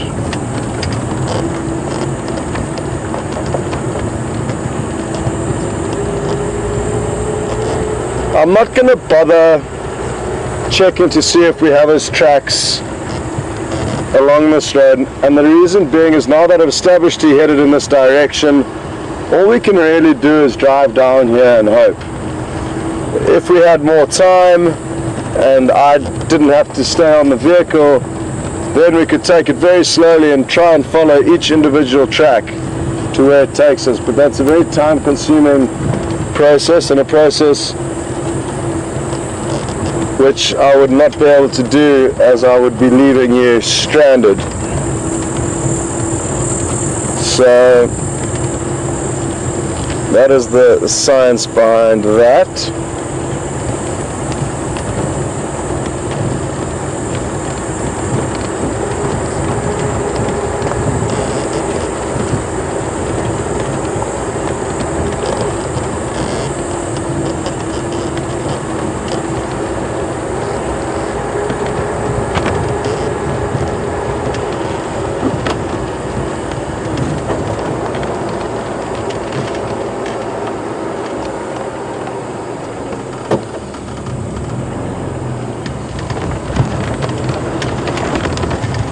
No sign of any tracks coming out here.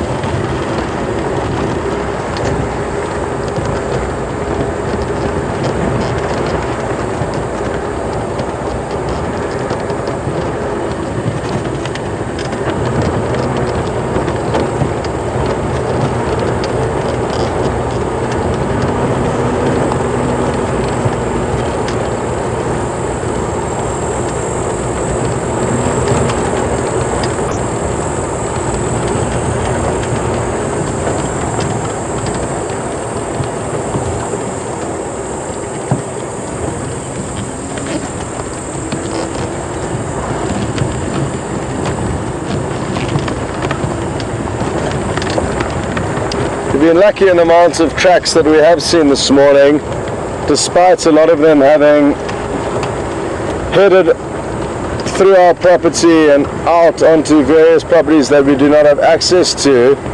At least it's giving us some clues as to where animals have been moving. So now there is a chance that a leopard could pop up here, because this is the direction those tracks were heading in. Whether it's somewhere stuck in the block between these roads or it's already crossed over, we can't tell, but we do know that a leopard was moving in this area, so at least we are relatively warm in the search.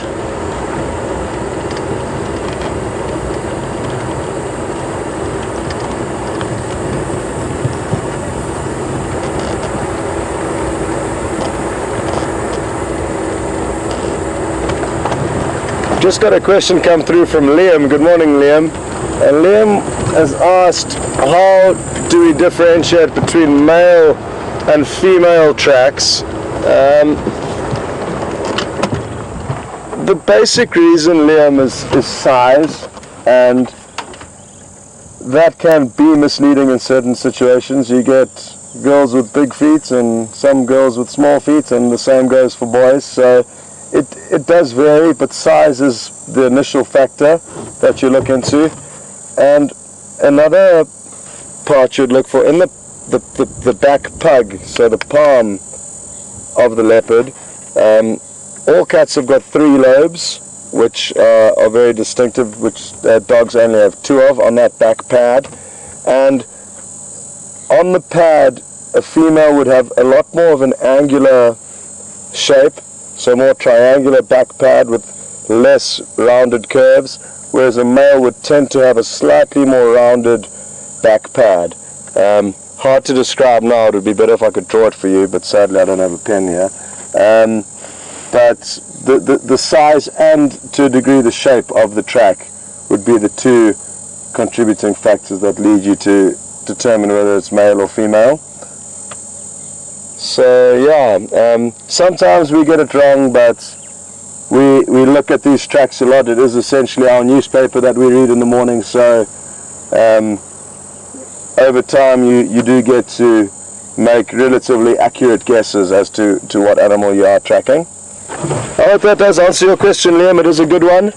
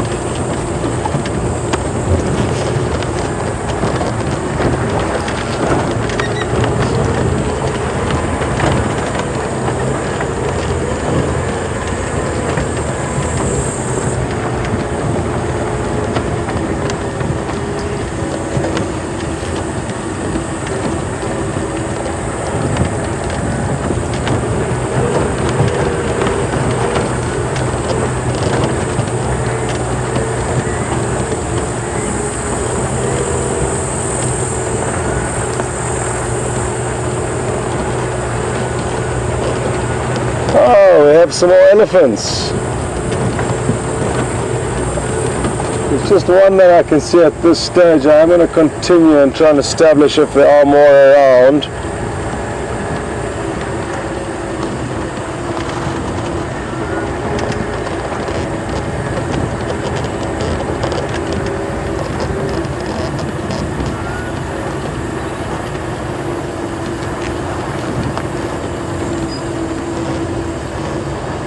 Colleen's just asked, good morning Colleen, what insects we can hear in the background, and they are cicadas, or cicadas, as you may pronounce them in America. I'll switch off so that you can all have another listen. I mean, it really is incredible the amounts of noise these small insects generate.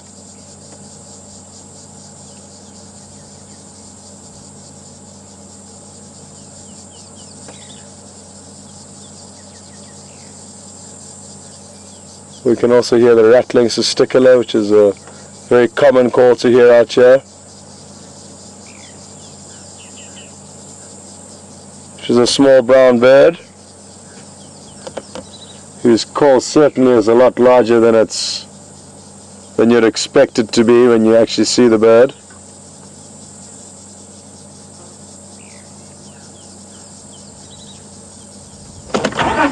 The bush is alive at this time of year, folks. It really is. From the plant life, bird life, insect life, it really does come alive in the summer. Quite a different experience to be here in winter.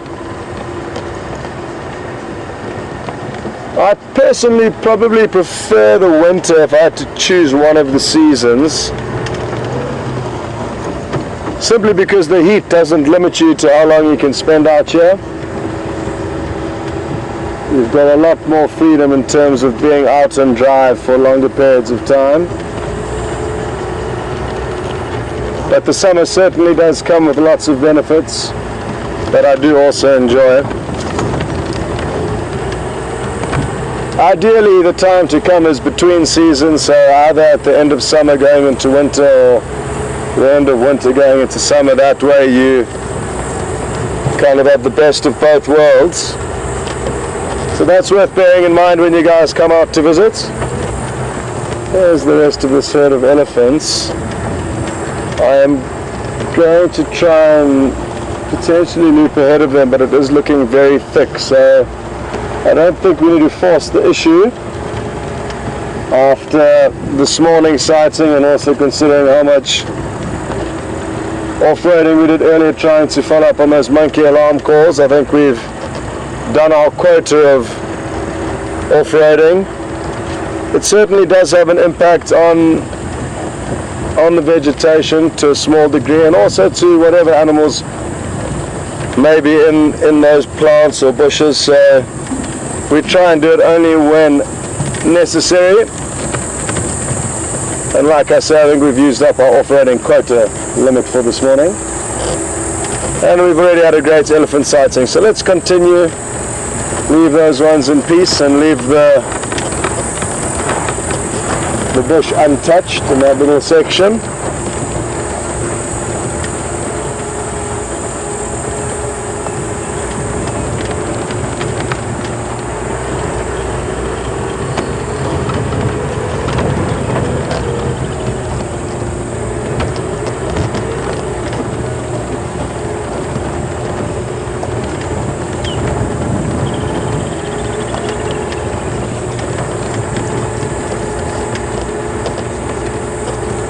Just giving a thumbs up to Alex in the control room. He's devising a master plan for the last 20 minutes of this drive, with which I am approving with a thumbs up.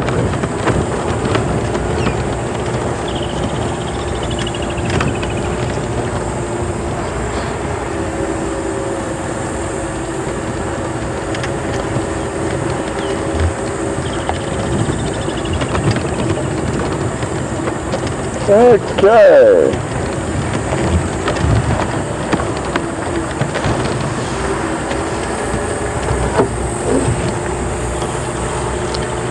I think in the last 20 minutes, folks, we're going to head back to the area where the leopard was last seen and try our luck there. So let's stick to that as a plan initially.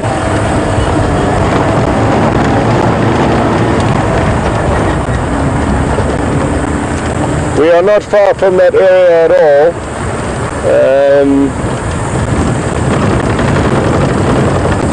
Twin Dams is just on our right hand side, and that's where Marc did establish the first sighting of this leopard. And from there it headed in action, kind of coming down now.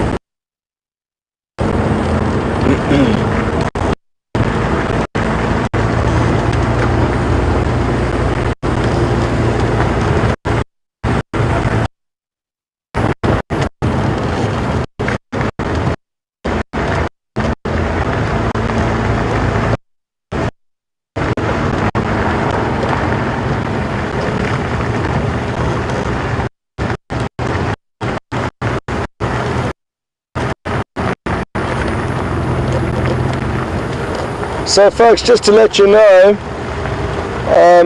in the next few days I am heading off for a few days break, and mainly to actually go and see a friend of mine get married down in Cape Town, so that will be wonderful. And I am certainly looking forward to seeing them. Very good friends of mine that I worked in the bush for many years. The husband-to-be was a guide, we guided together, and his wife-to-be was the camp manager, and they are still in the safari industry, so very close friends that I bonded with for the 3.5 years that I was in the Sabi Sands. So I will be gone from the 15th to the 18th of this month for a short break. And when I'm down in Cape Town, I'm going to be seeing somebody that I haven't seen for a while that I'm really looking forward to. And I think she is watching this morning, so if she is, hello Nikki, I hope you're enjoying. And we will see you on Monday. Now, as much as I do love my job and love being out here, folks, the change of scenery is always a good thing. So I'm looking forward to extracting myself from this beautiful place just for a few days, and then you come back really appreciating it that much more. So as excited as I am for a break, I'm already excited to be coming back after a few days out. So this is where we would like to think the leopard is going to pop out.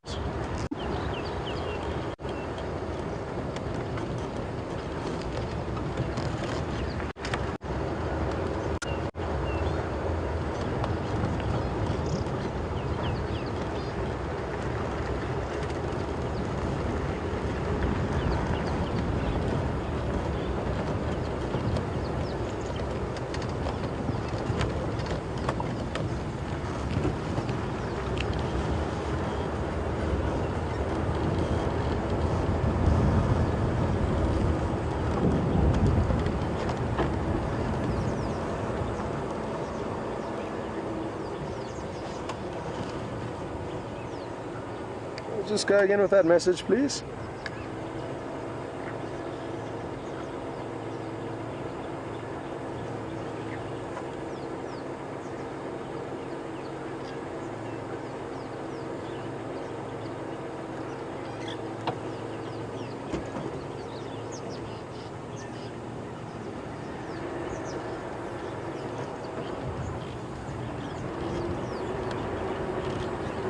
Copy that. So it'll probably not be worth rushing there by the time we get there, considering where we are.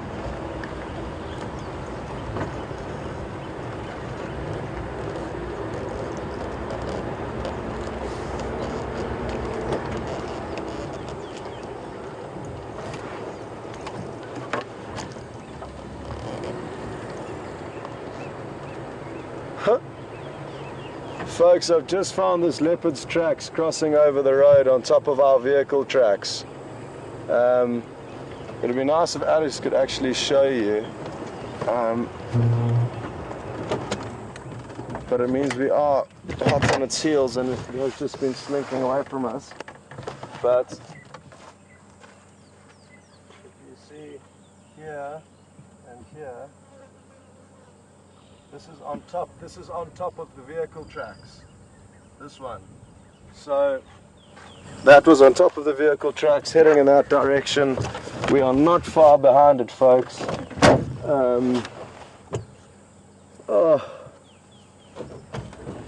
So what we do is we just check for a moment to see if it didn't follow this road for a while. But judging from the direction tracks were heading in, it crossed straight over. Okay.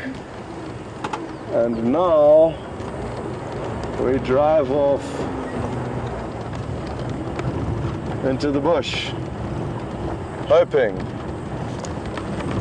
to find this animal sleeping not too far from where we are. Oh, ideally not sleeping, ideally actually up and about doing something, but there's a small pathway here that I'm guessing it did follow.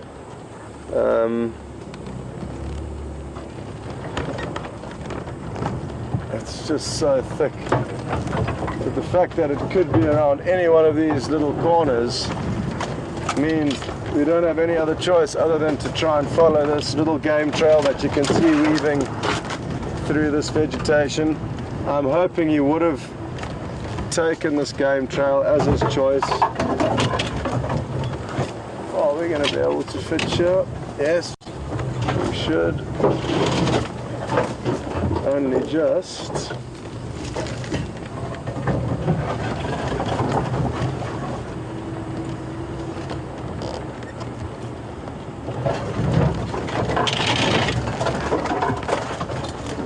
Come on, Mr. Leopard. Where are you hiding? It's incredible to show how we drove that road in anticipation that it was heading in that direction. Earlier we drove through the block looking for it within the block, didn't come up with anything, and then sure enough, moments later he decided to walk exactly on top of where we had been looking for him. Interesting that it continued to move in the heat of the day, but again it shows that they do move during the day and can hunt during the day. It's not just it's not an entirely nocturnal animal, as a lot of people have been led to believe.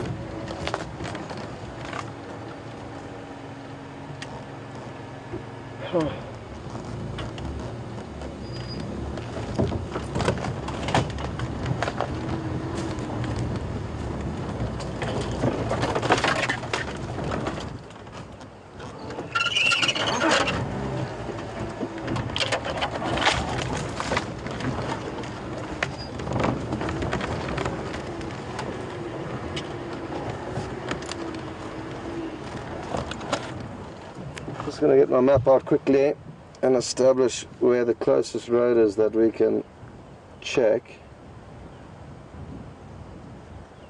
because now we are in no man's land.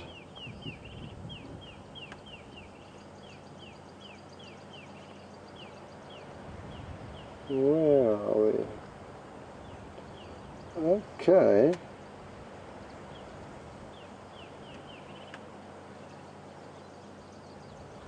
We are very close to Treehouse Road, so let's get onto that road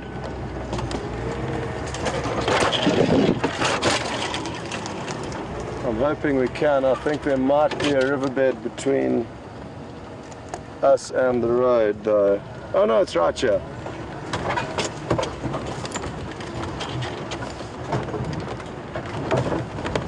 Well, that was a luck.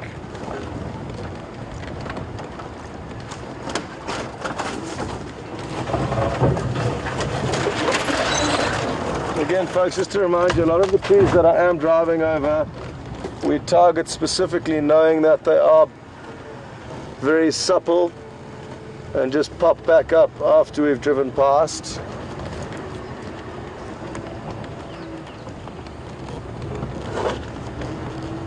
Well, well, well.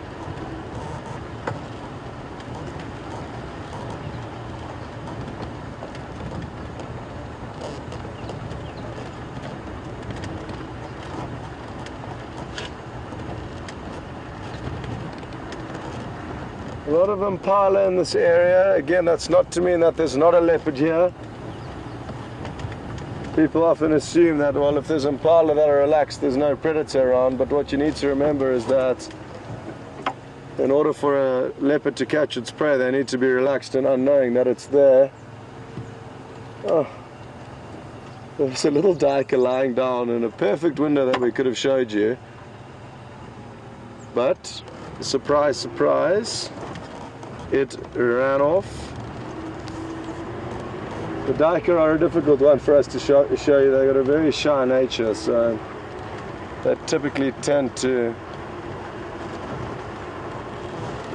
disappear before we can get the camera onto them. Impala, just to warn you my friends, there was a big leopard heading towards you, so bear that in mind. Not that I want to take sides here, but I just thought I'd let you guys know.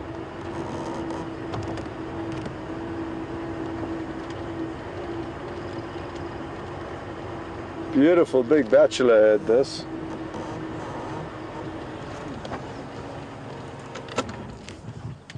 of all shapes and sizes, but it appears to be made up entirely of men.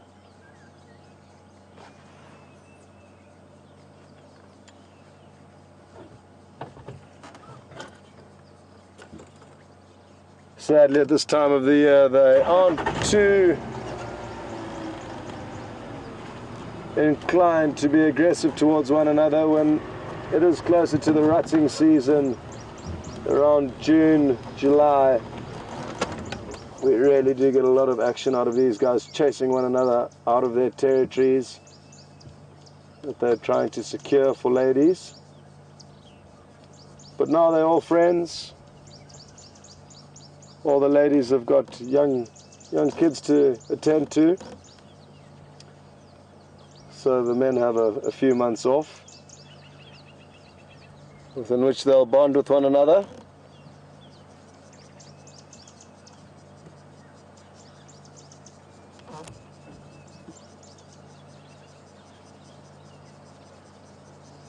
Well, good to know that for this afternoon we can certainly plan to spend some time in this area, hoping to find the leopard again. We do know it's here, and that's the thing that's important about being out on a daily basis.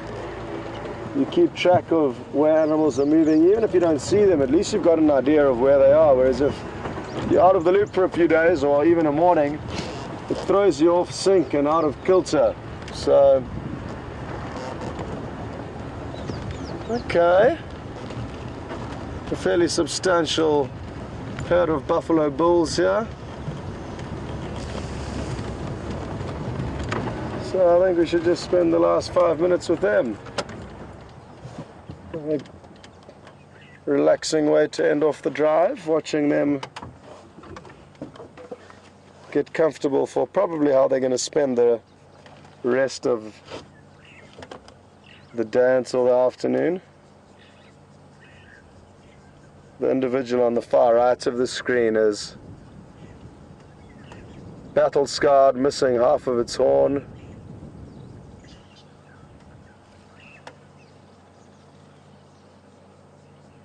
They really do have a lot of character, these animals.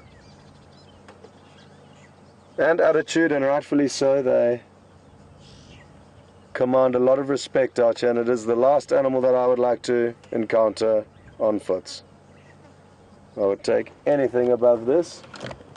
You can notice all the mud caked on its back as well. That's the result of all of their backs, the results of their mud wallowing, and that creates that protective layer that we've spoken about.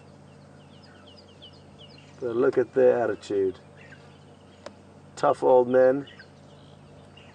I'm sure they've got some incredible tales of close encounters with lion over the years. But right now it seems like they don't have a worry in the world. This one's slowly chewing the cud with its eyes closed.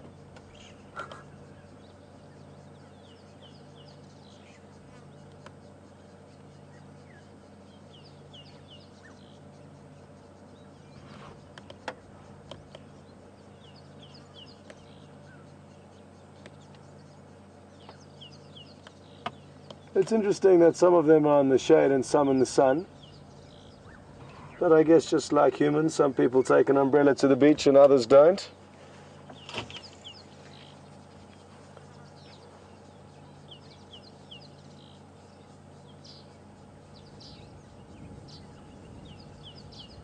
Alex, there's an oxpecker that looks like it's quite active feeding on the one on the right with the broken horn. Don't know if you can try and get onto that one on the far right.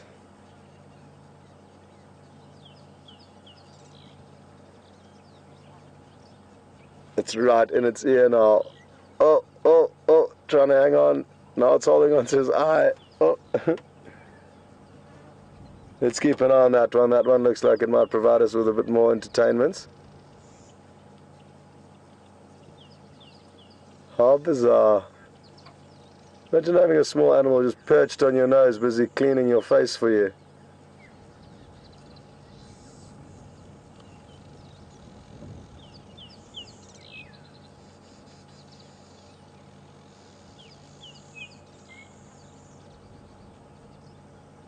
Let's see here, it's going to go into the ear, I think. Here we go. It's going to try. Oh! Awesome. Obviously it knows that the ticks like it in the ear because the skin is soft there. But the buffalo doesn't like the thought of having that oxpecker plugged in its ear. And that we can understand. That was really cool to see. Well folks, it is time to say goodbye, and I will say goodbye on behalf of Marc and apologize for the breaks in transmission this morning.